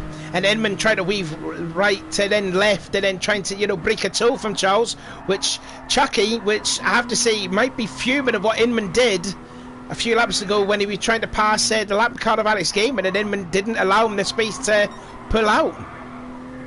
Again, you don't have to. Like, in no way, shape, or form, you have to sacrifice your line. So I don't know that Charles is like raging at Inman specifically. He might be upset at the situation he caught himself into, but to just be devil's advocate, I'm pretty sure if you put yourself in a bad position, you might have bad things happen. And that was more Charles being in a bad position on that run more just Inman taking advantage of the fact that he allowed him to get alongside him and pin him there. Anyone who's raced multi-class racing has probably pinned an opponent against a back marker. That's just part of passing. Now they've got a lot of clean space now. The next lap guy will be at turn 5, and Charles now going to the outside. Battle for the lead yet again. Inman nearly goes up into Charles. Door handle. They're bumping and barging at turn 1. Now can Charles have the run off of 1 into Fireball? He's getting a bit close there. But the problem is when he's very close to the back of someone like Inman, especially at these corners here, you're also fighting the dirty air as well. Oh, the dirty air in the P1s is brutal. Like coming out of turn 4, like you have to almost take a different line to make sure that you don't run off the track. Like you're just so waiting on that pedal. I wonder if Crow's coming in anytime soon. I know he's got the fuel to last a while, but I mean, I'm crying for his tires right now. I wonder if they feel okay to him. Like, 'cause that's usually the definition. Like, you don't really care what your tires look like. You care what your tires feel like. And I wonder if his tires feel okay, or if he's right now like, no, they feel absolutely horrible. Well, look at his times there. 1084, 1082, 1083, 1082, 1087. So it's a little bit of consistency. What's Dominguez doing? 107, 109, 108. So it's a little bit erratic from Dominguez, but you could just feel that Dominguez is probably the faster of the two drivers in this class. Well, I feel like if Crow's running 108s on softs and Dominguez is running 108s on mediums, it's probably that Crow's tires are begging to be changed. But he's got to make it to his actual goal. He needs to get it where he can put the fuel in for one more lap or for one more stint, throw on his last set of softs, and hope that works to the end. Dominguez should be throwing on softs as well, so if they're coming in relatively within a few laps of each other, they should be putting in similar fuels. They should be coming out pretty close to each other, and both of them being on softs at the same time is what should happen. Now, what will happen, who knows? Also, the fuel where Dominguez has got 25%. Charles is up in path. Charles has gotten by Inman under the lead. Inman's fallen back. I wonder. He hit the wall. He hit the wall off Wonderwall. Oh. So Inman scraped the wall off the Wonderwall, and that's inherited Charles and regained the lead. That is tough. They are both saving their softs, so this is going to be. Honestly, I think the GTs and the P1s are both going to be the fuel to finish the race, a set of soft tires. Charles got 1.5 second penalty. 1.5 second penalty for Charles. So that lead has just gone already. That is a painful time to get a penalty. That's back markers. There's a lot of people are going into turn one together. Let's have a look then. That's Thunderpig leading the battle. J-Boy trying to get by them all. Thunderpig is just lap girl now in his own class. As Goof is the first one to make his last pit stop, so he'll put on a set of softs. He does have a 44-second advantage though, so. I cannot believe Crow is still out on these tires. I mean, he is more confident than I am, and he's the one driving. That blows my mind. I mean, and Dominguez I wonder if Dominguez knows that he's actually kind of got a tire advantage right now. And they're coming up on some heavy traffic too. Garnell, Techno Guy's obviously got the faster car, and also the leader of the GT class, Thunderpig too. So there is a little bit of traffic just ahead. Goof is jumping in, barely any fuel. Oh, he's just coming out actually. And he'll be on his set of softs now. Original J-Boy, half a tank, 30 minutes? I don't know. I don't think a one-stop's going to work. I think he's going to have to sneak in and do a splash and dash towards the end, or here in the next few minutes just jump into... Because he still has a set of softs to go, right? Yeah, all of the prototypes do have a set of softs in their name. And Goof is the first one to change to the softs. So Inman is still on mediums, Charles, Rascal, they're still on mediums. They've still got a soft left. J-Boy and Techno Guy have still got a set of softs to their name as well. Yeah, so I mean, we should be. I wonder if J-Boy's going to jump in here in the next minutes to put softs on, or if he's going to run those mediums much longer, because he may have seen that the person in front of him, Goof, just switched on to softs, which means that gap is going to go up and up and up until you get on softs yourself. And there's nothing you can do about that because you still have a pit to go. Same with Techno, but Techno's pit's coming around. He's got his strat looked out. Looks like Techno's just going the 30-30-30 route. So I'd expect Techno to come in here in the next few laps here when that time gets down to about 30 minutes just to top the tank up and throw the tires on. J-Boy, on the other hand, he's still got a lot of fuel to go with 30 minutes, so I don't know if he's going to run it all the way down. Like we said, Crow and Dominguez are in a weird situation where Crow's going to have to come in first, but Dominguez can't go the rest of the way. This they both have one more pit to go, and they're both going to go on the softs. This could be problematic here because we're on board with Dominguez, and if you look behind, there's the P1 leaders. Oh, up the inside. Inman can get them both. Yep. Yeah, he did. So that's good. The problem, though, is Charles. Charles getting held up. Charles is forcing through. He wants to get through. He's going on the inside. Oh, good cutback move. That's smart. That'll work well.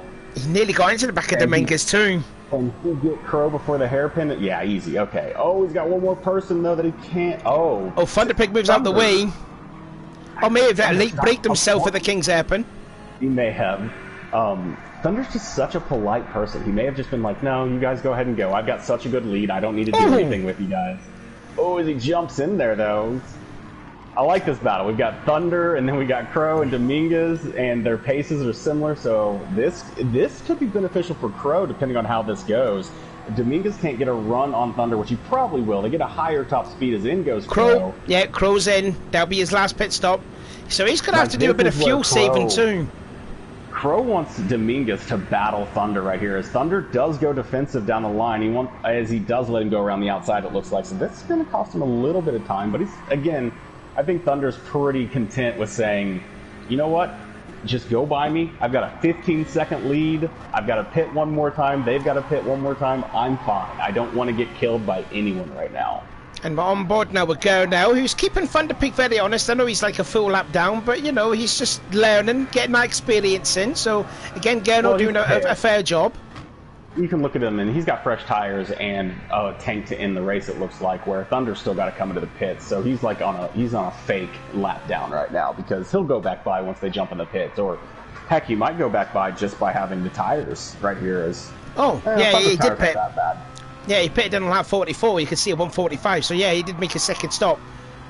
Crow has found himself a fantastic spot of the track to get on. No one ahead of him is slower than him, so he's not going to have to worry about them for a little bit. He's got his last set of soft tires on. He went all the way full, so he must have been right on the time limit of how long the tank can last. But he doesn't have to deal with traffic, where you can look at Dominguez. Dominguez is getting passed by people on this potential in-lap. He's got people in front of him, behind him, and everything. So stuff's costing him time right now before he goes into the pits, where Crow found just a nice little spot all by himself on the track to come out to. So assuming he keeps pace, he could actually come out ahead of Dominguez potentially, depending on how much fuel Dominguez needs to put in and all that stuff. Alex's strat is so different. I'm not 100% where he's going to come out, how much fuel he's going to put in. So we'll have to see exactly what he's going to do, because there's no way he has enough fuel to go 30 more minutes. Not without less than 25% of fuel left. Right. Ooh, Charles is getting slowed up by J-Boy a little bit here as he looks up the inside into 4. J-Boy does not back it out. Ends up running it wide. Nearly went on the glass. Was close. Techno. He's back on the inside. Techno's in the rear view. Oh, Techno has to pit again, though, still, so... Yeah, that is so too does J-Boy. J-Boy still needs to pit as well. Yeah. That's very true. J-Boy does have another pit, so this is technically right here for position, but I bet Techno's going in the pits here, so he's not going to be pushing for positions with this little fuel. I tell you what, Charles has been quite unlucky with these lap traffic here. He's been catching them at the worst part. Inman's been lucky to catch them like on the straightaways or get them by like turns 2 or 4, but Charles is he's out of fuel right now. Yep. He's out of fuel right now. At least he never got cut down to where he started losing speed. But yeah, he does have a decent gap there to Inman. Rascal also going to have to come in here. The P1s all are pretty much on the exact same strat, just because the way the fuel works out. I wonder if Inman's going to short his fuel any. I wonder if they know exactly what percent to go to, if they're just going to run it to 100 and just take that loss of time to get the extra fuel. I'd say probably need 100% here. You should only probably need like 96 or 93 or something like that. I was going to say about 95. Let's see what Inman does, though, because he was the first to come in. Does he go 95, 96? No, he goes all the way. He goes all the way. Now, what can Charles do? He's gone to the top as well. So, yeah, I guess it's too close. You're right. It'd be way too close to be, like, fighting over 2 or 3% of fuel. Just put it in. That way you can't run out. Yeah, it's, better be safe than sorry. But Inman did get out a little bit quicker. He's up to a 5-second gap on Charles, so that did work out quite well for him. Dominguez should be coming in as well, so we're about to find out how Crow's been able to do on these solo outlaps as he's finally catching up to traffic. Techno guy will go into a set of softs, so J-Boy is... Slimmy's in, Thunder's in as well. Oh yeah, that's the GTC Thunder and class Slimmy are in at the same time? What is that gap at right now? Thunder is out? Slimmy's putting in fuel. He's probably no more than, is it 16 seconds? Is that anywhere close to right? But possibly. Let's see. So he'll probably go all the way to the top, I reckon. Or will he just put slightly... But no, it looks like everyone's going all the way to the top. Yeah, if you don't have your strap perfect, you got to kind of be safe about it and just know that this will last. Dominguez is coming in, though, so this is going to be the battle for the GT class. This is going to be the deciding factor for Crow, where he can get around to, as he is just now going through the little hairpin at the end before the final corner. The double left-hander hairpin. Now into But Wonderwall. hasn't even hit the pit stop yet. He just hit the pit stop right now as tires are going on. The fuel's starting to go in now. I think this might work out quite well for Crow, as he's already on the straight. Dominguez will not be taking off anytime soon. Crow's going to end up going by him, I bet. But in Dominguez's favour, he's going to have at least 4 laps fresher tyres than Crow. He will have the fresher tyres than Crow. Yeah, and that could be pivotal though. So out goes Dominguez, the gap. Soft, so he knows that. 5 seconds to Crow. 6 seconds now, 6, 7. 7. Get going, Dominguez. Well, lucky for him, he didn't end up coming out in a position where he was going to get passed by Inman, like, immediately and possibly lose time there, but he is doing okay there, as Charles is going to be catching up pretty quickly. Yep, so he is going to have to deal with probably Charles right here, as Charles is coming up behind him. And it actually doesn't have cost him anything. So yeah, it's pretty much a battle for him to close that gap down 7 seconds on Crow. Pig back here looking clean for his win as well, if he can keep it all together. No pressure, no caster's curse or anything, but Thunder's doing a fantastic job. At least one of the lucky things about being in the GTC class is you never have to worry about catching the slower class. You are in the slowest class. So you just have to worry about not getting wrecked by the faster classes, basically. Alex is in, so this will move him through. It'll probably let Dominguez go through without any battling as he moves on through. Yep, so Alex will fall back into 3rd place of that class by the time this pit's over. But, I mean, Crow's now up to an 8-second gap. So, continuing to push the lead up further. Crow wants this win for sure. Ah, well, he's got to be careful. He's got to look after those tyres. 24 minutes left to go in this race. So, Crow, even though he's getting faster, he's just got to look after those sets of softs. Like I said, Dominguez pitted in 5 laps later than Crow. So, that could play into the hands of Dominguez. But Crow's got to conserve those tyres. And trust me, I think really good here. He's got a decent gap to Charles, so Charles is going to need a little bit of help from the traffic and a lot of help from like Inman just to close that gap down. Most likely over the last 24 minutes, we know how consistent Inman can be. Oh, he's just set the fastest lap of the race there. Yeah, well, Rascal's been doing absolutely fantastic as well. Only 16 seconds back, and we saw how much bad luck he had going through the traffic. Like, first 6, 7 times they went through or so, he was just the odd man out every single time. So once he got into his own little groove here, he has been booking it around the track, keeping pace with pretty much everyone ahead of him. His best lap is only a tenth slower than... Oh, Charles has set the fastest lap now, 56.4. So you can tell that Charles is on a mission now. Charles knows that he can close this gap down, and Charles is fast on the soft tires. Like, I mean, we might as well credit my qualifying 2 being on the track with Charles, because I was able to see things he was doing that I wasn't doing, and I was like, oh, you can go way faster through this section. Let me see if I can do that now. So don't even think that Charles can't close down 4 seconds, as he is really bringing it down. I wonder... Yeah, Edmund may got held up behind the 2 cars that were there. Oh my God, that was amazing there too. Garnell was making a pit stop when Charles was passing him on the inside. Oh, that's a dangerous situation, because you don't expect the car to come down. You expect them to hold their line and just take the track the way the track goes. Ooh, Charles has just hit the wall twice. Yeah, scraped the wall there. Sparks flying off of T1, but he is closing the gap down. I think he's gained at least a second on Inman.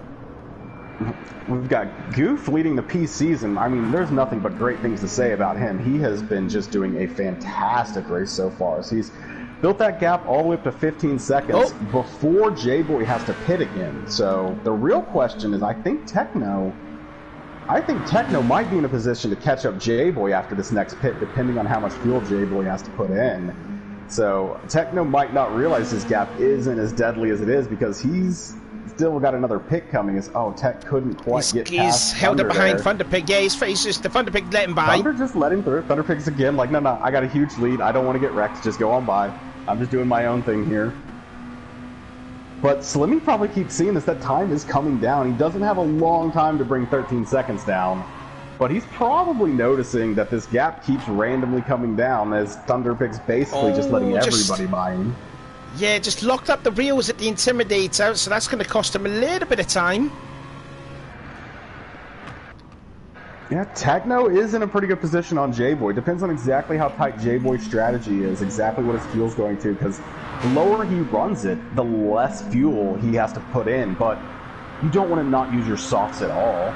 You want to make sure that you give your softs more than like 1 or 2 laps. So I would assume he came in like 4 minutes ago, to be honest, but maybe by the 20 to 15 minute mark, give yourself 15 minutes on soft so that you don't hit that like absolute wear period, maybe. But Techno definitely has a chance to close that gap up, as well as, I think something must have happened with Rascal, as he's dropped from like only 15 seconds back to almost 30, so... Oh, he did a 1 minute 8. Caught up in some traffic. Oh, did he have a moment? Would it be the Intimidator? Yeah, it could have been a spin. In those cars, it's so hard to get it going again. You can lose 10 seconds in a heartbeat. Oh, Charles just went super wide at the Intimidator, or I don't know, turn 4 actually. Yeah, the Intimidator, yeah. Yeah, he just went all the way on the grass. So that just gave Inman another 2 seconds. So he was bringing it down, but that's going to add to the tire wear. That's going to add to the gap. Inman doesn't know what happened, but he definitely sees that gap jump up and is like, oh, thank goodness. 20 minutes to go now. Lap 70 for the P1 guys. Inman now holds a 7.3 second lead over Charles, but he's got some lap traffic to contend with, and Rascal making a mistake a couple of minutes ago. 27 seconds adrift now, and just Charles just breezes by Slimmy and Goof. Sorry, that was Thunderpig. No. Also mentioned it. Forgot to mention as well that Thunderpig, he's now an admin member, isn't he? Earlier this week, he was just promoted, or was it last week he was promoted as an admin leader? I had no clue when it was. He's been acting like one the whole time, so, I mean, he's definitely earned it.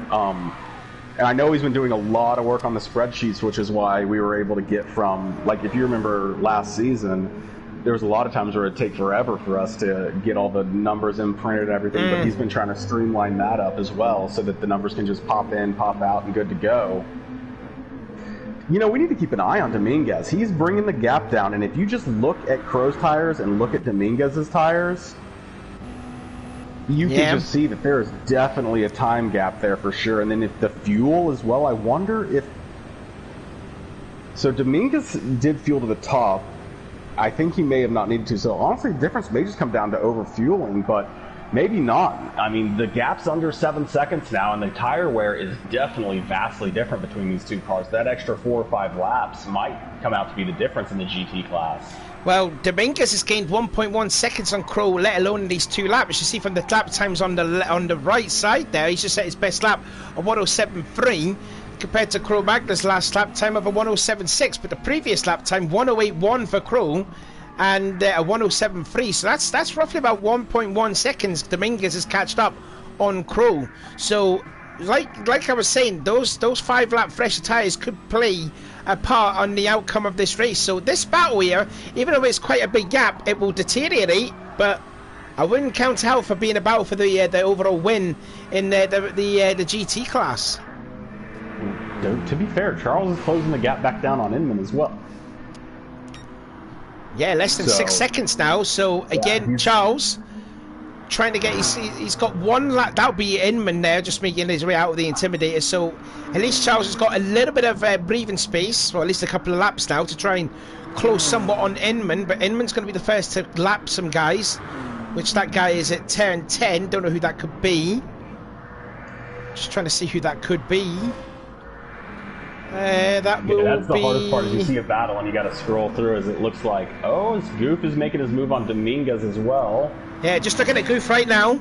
Gap up now to J-Boy, 22 seconds. And Terroguy is slowly catching up, 32 seconds adrift of J-Boy. It was 36 the last time I seen it, so... Well, I mean, at this point, I was talking about the pit maybe allowing, Techno to close up, but maybe J-Boy kind of big brain, because if he goes in like 15 minutes of fuel is like, what, 25% fuel or something like that? Maybe 35% fuel, so he's not going to spend nearly as long as all the other cars did in the pit stall, but he's also not going to use his softs for very long, so... J-Boy's on the mediums. Does close that. Well, he'll be switching to the softs. Yeah. Well, he's flashing red now, but yeah, he should make a quick splash and dash and then just get out, and he should be still ahead of Techno. Well, I mean, like, but he doesn't want to. Because Techno has been running these softs for 15 minutes already, and he's going to be running them for another 17 minutes, and they look like fine. They're perfect. So it's like, it seems like a waste to not maximize your soft stint and just to minimize it. But I think it might actually work out. I think he may have been so consistent on these mediums that the gap's just something that he's not going to close up. Man, Crow just seems to always find himself in the battles with these Red Bulls in the spot where they just aren't that much quicker than him. But that gap's come down again. Like, Dominguez has to be loving seeing him battling up ahead. Yeah, you can see the last lap then for Crow, 1 minute 7.9. What was Dominguez's 1 minute 7.4? He's gained another half a second. What is the lap time now for Crow? It is a 1:08.1. So his tyres are starting to fall off the cliff.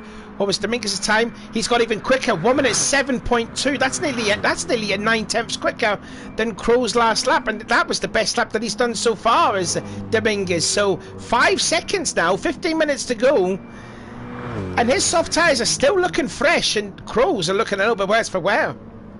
This is looking very dangerous for Crow. If you'd have asked me 10 minutes ago who was winning the GT class, I was like, I think Crow has a huge advantage here.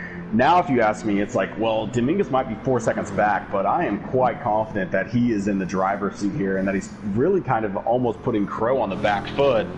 That being said, it is a very tough track to get a pass done on, especially when you're not like having a huge speed difference. So I wouldn't put it past Crow to be able to defend for a solid 5 or 6 minutes around this track. 6 or 7 laps of just going defensive every time you can and just not letting him by. But that might be a situation we end up in, is where Crow's going to have to defend on the worst tires, similar to the end of the first stint. And as what the lead Charles gets through. Yeah, Inman had a bit of an issue getting by Garnell and J-Boy, but he's going to get through. He's going to get through. Well, J-Boy makes his last pit stop. So yeah, he's going to run about 14 minutes on the softs, where Techno is going to run like almost 30 minutes on the softs. I don't know, like basic knowledge, like just knowledge says that you want to run the softs as long as possible because you're faster on the softs than the mediums. We're gonna have to see if that's how that works out for J-Boy or not, as he's got the tires going on, and now they're putting the fuel in. He needs to get that fuel into the right level and out, because Techno is on the straight. Is it doesn't release him soon, he's not going to get out ahead of Techno. It's releasing him now, though. They're going to be side by side. 53. Techno had a lot of speed coming down. I think he may have overfueled. That's about what he needed. They're making it about 30 minutes, so I think he overfueled for safety, but Techno's only 1.9 seconds. If he'd have fueled any more than that, he would have come out behind Techno, though. I think he may have nailed his strategy right here, and he's going to have perfect tires for the entire amount, because we can see what Techno's tires look like after 15 minutes. J-Boy's tires are going to look great. I think he may have nailed this strategy perfectly right here to maximize what he can do. I was saying I didn't think it would work, and now after seeing it to fruition, maybe he had the right idea. Dominguez can see Crow as well, as Charles is whipping by the GP class right now. Still closing the gap down on Inman. Yeah, I was just about to say Dominguez's gap is closing less than, as you said, they're 4 seconds. But, as the late, great Muddy Walker says, catching is one thing, getting by is quite another. And we know how a hard, determined racer Crow Magna is. So Dominguez is going to fight, he'll catch Crow very easily. It's just a case of where can he find Crow, because we know how determined that he is. Meanwhile, Techno and J-Boy, I think there was like a position change nearly then, not unless it was like some sort of glitch, but J-Boy starting to catch up now to, Techno catching up to J-Boy. But getting back to Dominguez. Yeah. Actually, let's right on board then with, look at this mess though that J-Boy has to contend with. Rascal's just gone by. Rascal's just gone off! Rascal's just gone off again at the Intimidator! That's a tough spot. And he hit the wall head on too, so I'm guessing he's going to have he's got front and front right suspension damage too. J-Boy using just gets in the grass advantage here. Techno tries a little cutback mode on Slimmy, but he couldn't decide if he wanted to go for it or not. I think he could have gone for it, but he just thought better of himself, that he needs to be a better example than that. But I think he may have had the lap there. That actually worked out really well for J-Boy, because he lost no time. Techno ended up losing over a second getting through that traffic, so that was detrimental. The gap on Dominguez to Crow dropping under 2 seconds with 12 minutes to go. This is not where Crow wants to be. Dead tires, plenty of fuel probably, but dead tires, and Dominguez's tires are not. Honestly, Crow needs Dominguez's tires to start falling off like his are pretty soon. Oh, Crow! Wow, he's in the wall. That's a problem now. That is a lot of speed loss. That is probably going to lose him the position with how much speed Dominguez is holding. I don't know if he's going to be able to go defensive on this. And look at, I mean, Dominguez's last lap time, 1:06. Oh, Charles must have had a little bit of an incident, or did Inman just do something insane? How's the gap? Oh, it must have been on this lap thing, because Charles lost a little bit of time to Inman, but Inman's about to run into the traffic of the entire race is in front of Inman right now, basically. Hopefully he can get by all of them on the straight, and that would benefit him. Charles is hoping that he doesn't, because if Inman gets by him on the straight, that means Charles catches him into turn 3, 4, and all that stuff, so... So we're just keeping an eye out on the battle here for the battle for the lead of the GT class, and Crow going defensive. Now this is why Crow is a hard, gritted, determined racer. He will not give up that spot easily. 10 minutes of this. Crow needs 11 minutes of this right here. It's going to be the longest 10 minutes of his racing career, Crow, because Dominguez, he'll try and find a way by. He's got it. Does he get a good run off the wonder wall? Crow just nearly scrapes the wall. Now plants it onto the bottom at the last corner, 10-10, and the gap now starting to come down. Let's ride on board again with Dominguez. Now Crow going all the way to the bottom of the racetrack, up against the pit wall nearly. You don't want to go too far down, because that's where the marbles is, and now Dominguez trying to hug Crow Magnet down into the first corner, side by side. Crow goes up the track a little bit, and that you could feel is the win in the GT class there, as Dominguez gets by Crow. He needs to just try to hold on. The tires aren't so dead that he can't hold on. He might be able to get a slip run or anything to get alongside, but really you just need to look for a mistake and take advantage of that. Look for traffic. If you can hold, they will get into traffic again. Like, I know it looks like the traffic's on the exact opposite side of the track, but it is very likely on the last lap-ish that they're going to be catching all of that traffic and stuff like that everybody else is going through. As Charles is under 3.5 seconds now.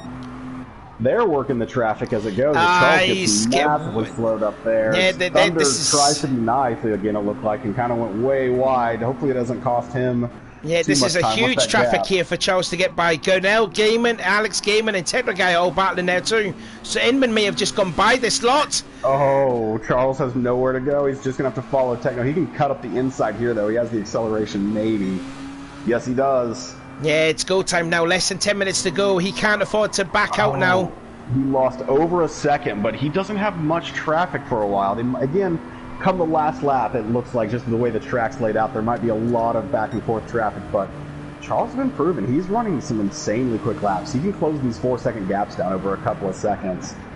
Crow looks like he has just started to slip outside of Dominguez's slipstream as well, so he needs Dominguez to definitely miss a braking zone or something, as that battle is starting to slip away, as his tires just are not as good as Dominguez's, it doesn't seem.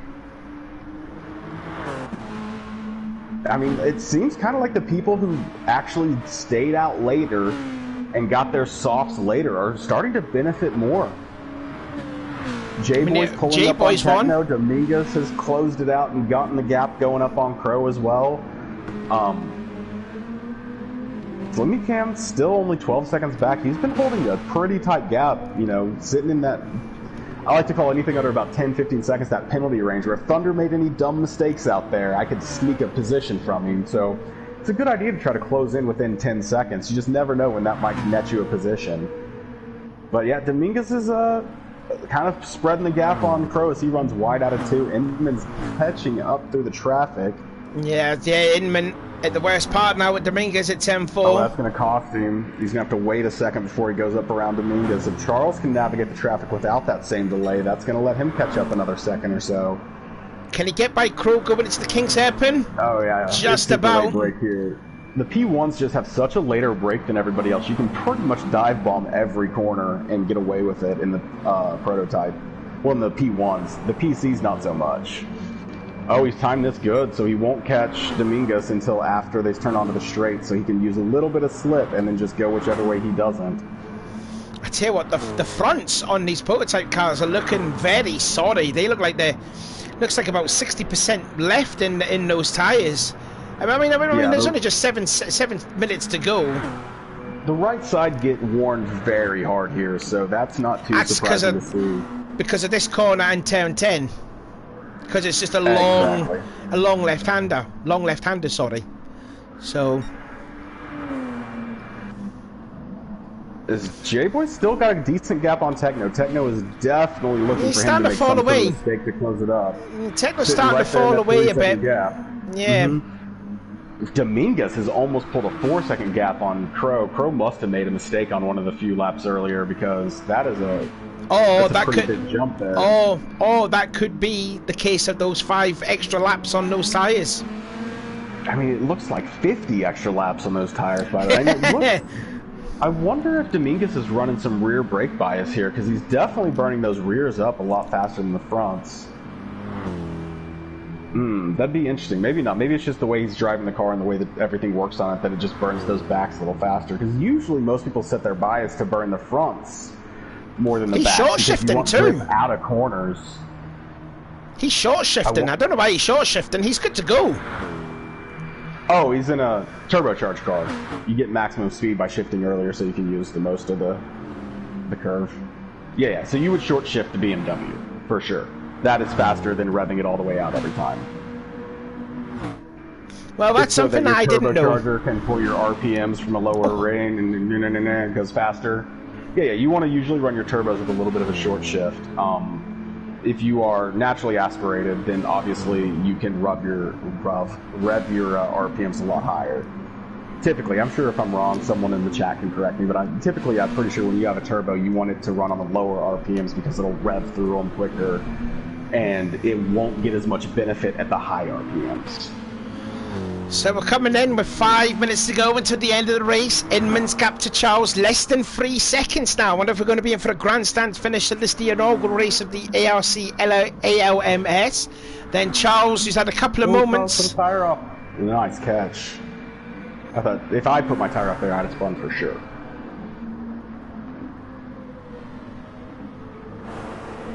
Yeah, let's look then at Rascal, having a quiet race by himself. 3rd place overall, 3rd in the class, nearly 50 seconds away from Charles, but we did see Rascal make at least 2 mistakes or 2 as Gunnell just moves out the way, scrapes the wall at the banked final turn.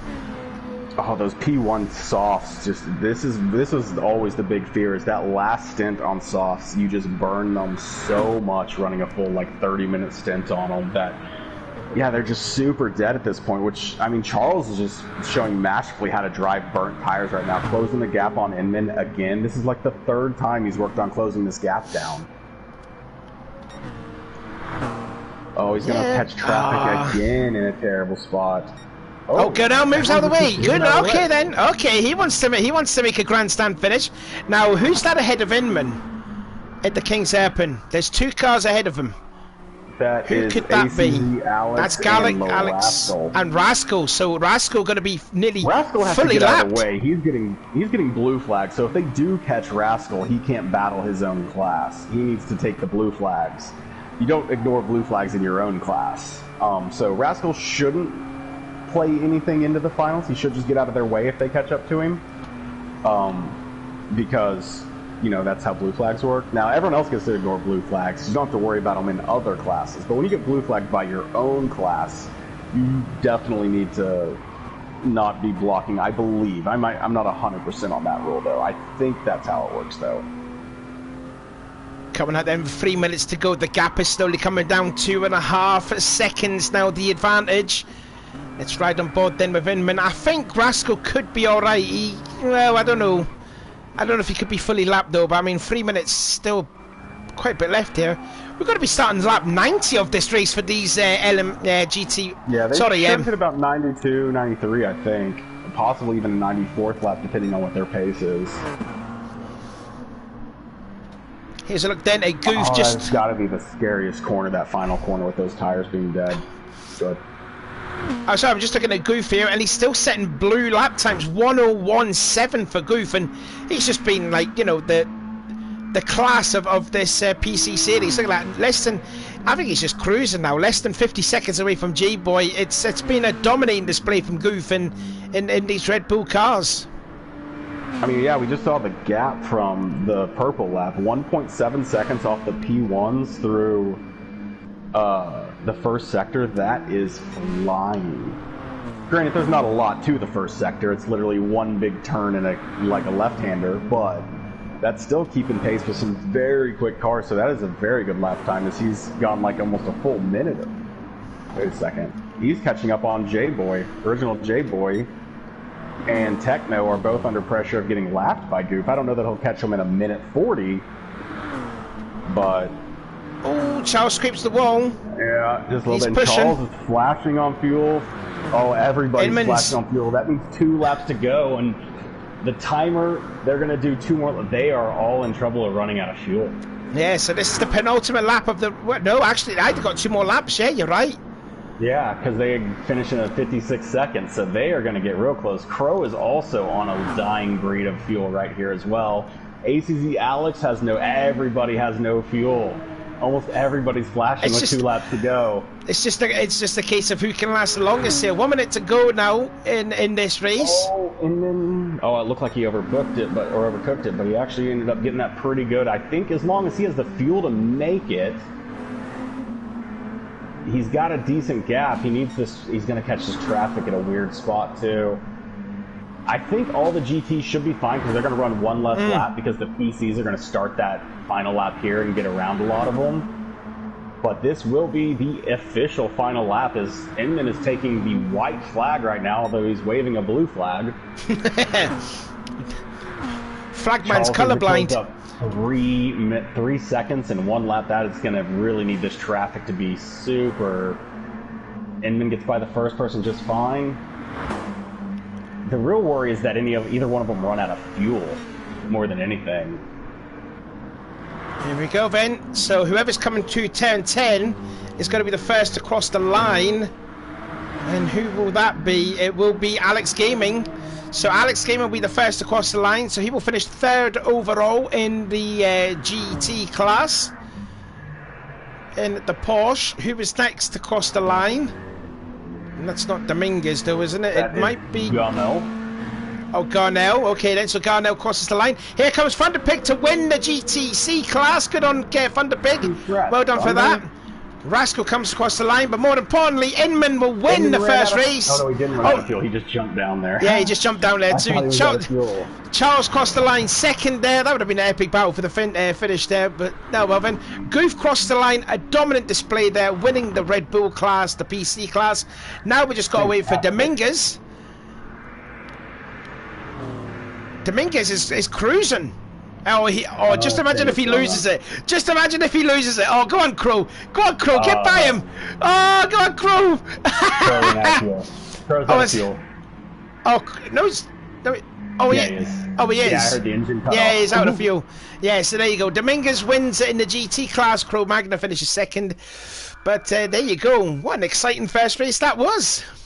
That was absolute insanity. Yeah, I mean, fantastic drive from Inman. Goof had an amazing drive taking his class.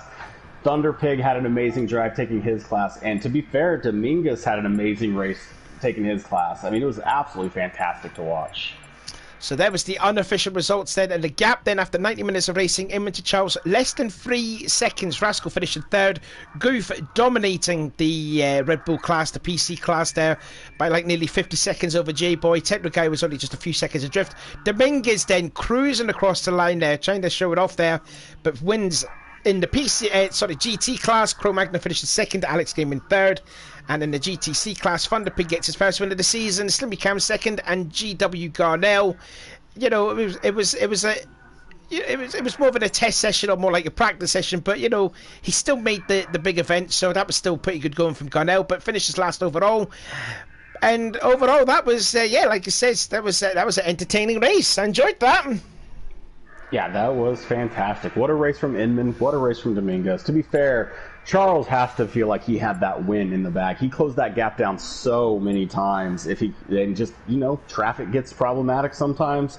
Little racecraft there between Inman and him blocking on a thing. There's just so many things that kind of went against his way that he definitely probably feels like he can take a win at the next series for sure. Goof really setting the bar high in that PC class. Dominguez setting the bar high. Crow setting it high. And yeah, Thunderpig as well. Literally just running his own race and had a fantastic one. So congrats to everyone. This was an absolute blast. Can't wait to see you guys at round 2. Where is round 2 again? I forgot. I forget what it was. Maybe? Oh, Lago. Okay then. So I think I don't remember. I'm hoping Law will be in the booth with me for that one if his update has been finished. I hope. Again, I do not know. I believe the next round is a P1 round, and I don't remember who the other class is, but maybe not. Maybe I'm wrong completely. I look at the calendar on Mondays to see if I race on Sundays, so it's not Monday yet, so I don't know yet. Yeah. Oh, and right, anyways, then we're going to end the stream here because I need to take the dog out for a walk. So thank you for watching the inaugural ARC ALMS series, round 1 at Blue Moon Infield A. So I've been Savvy. And I'm Jerry. Thanks, guys. And we will see you again for round 2.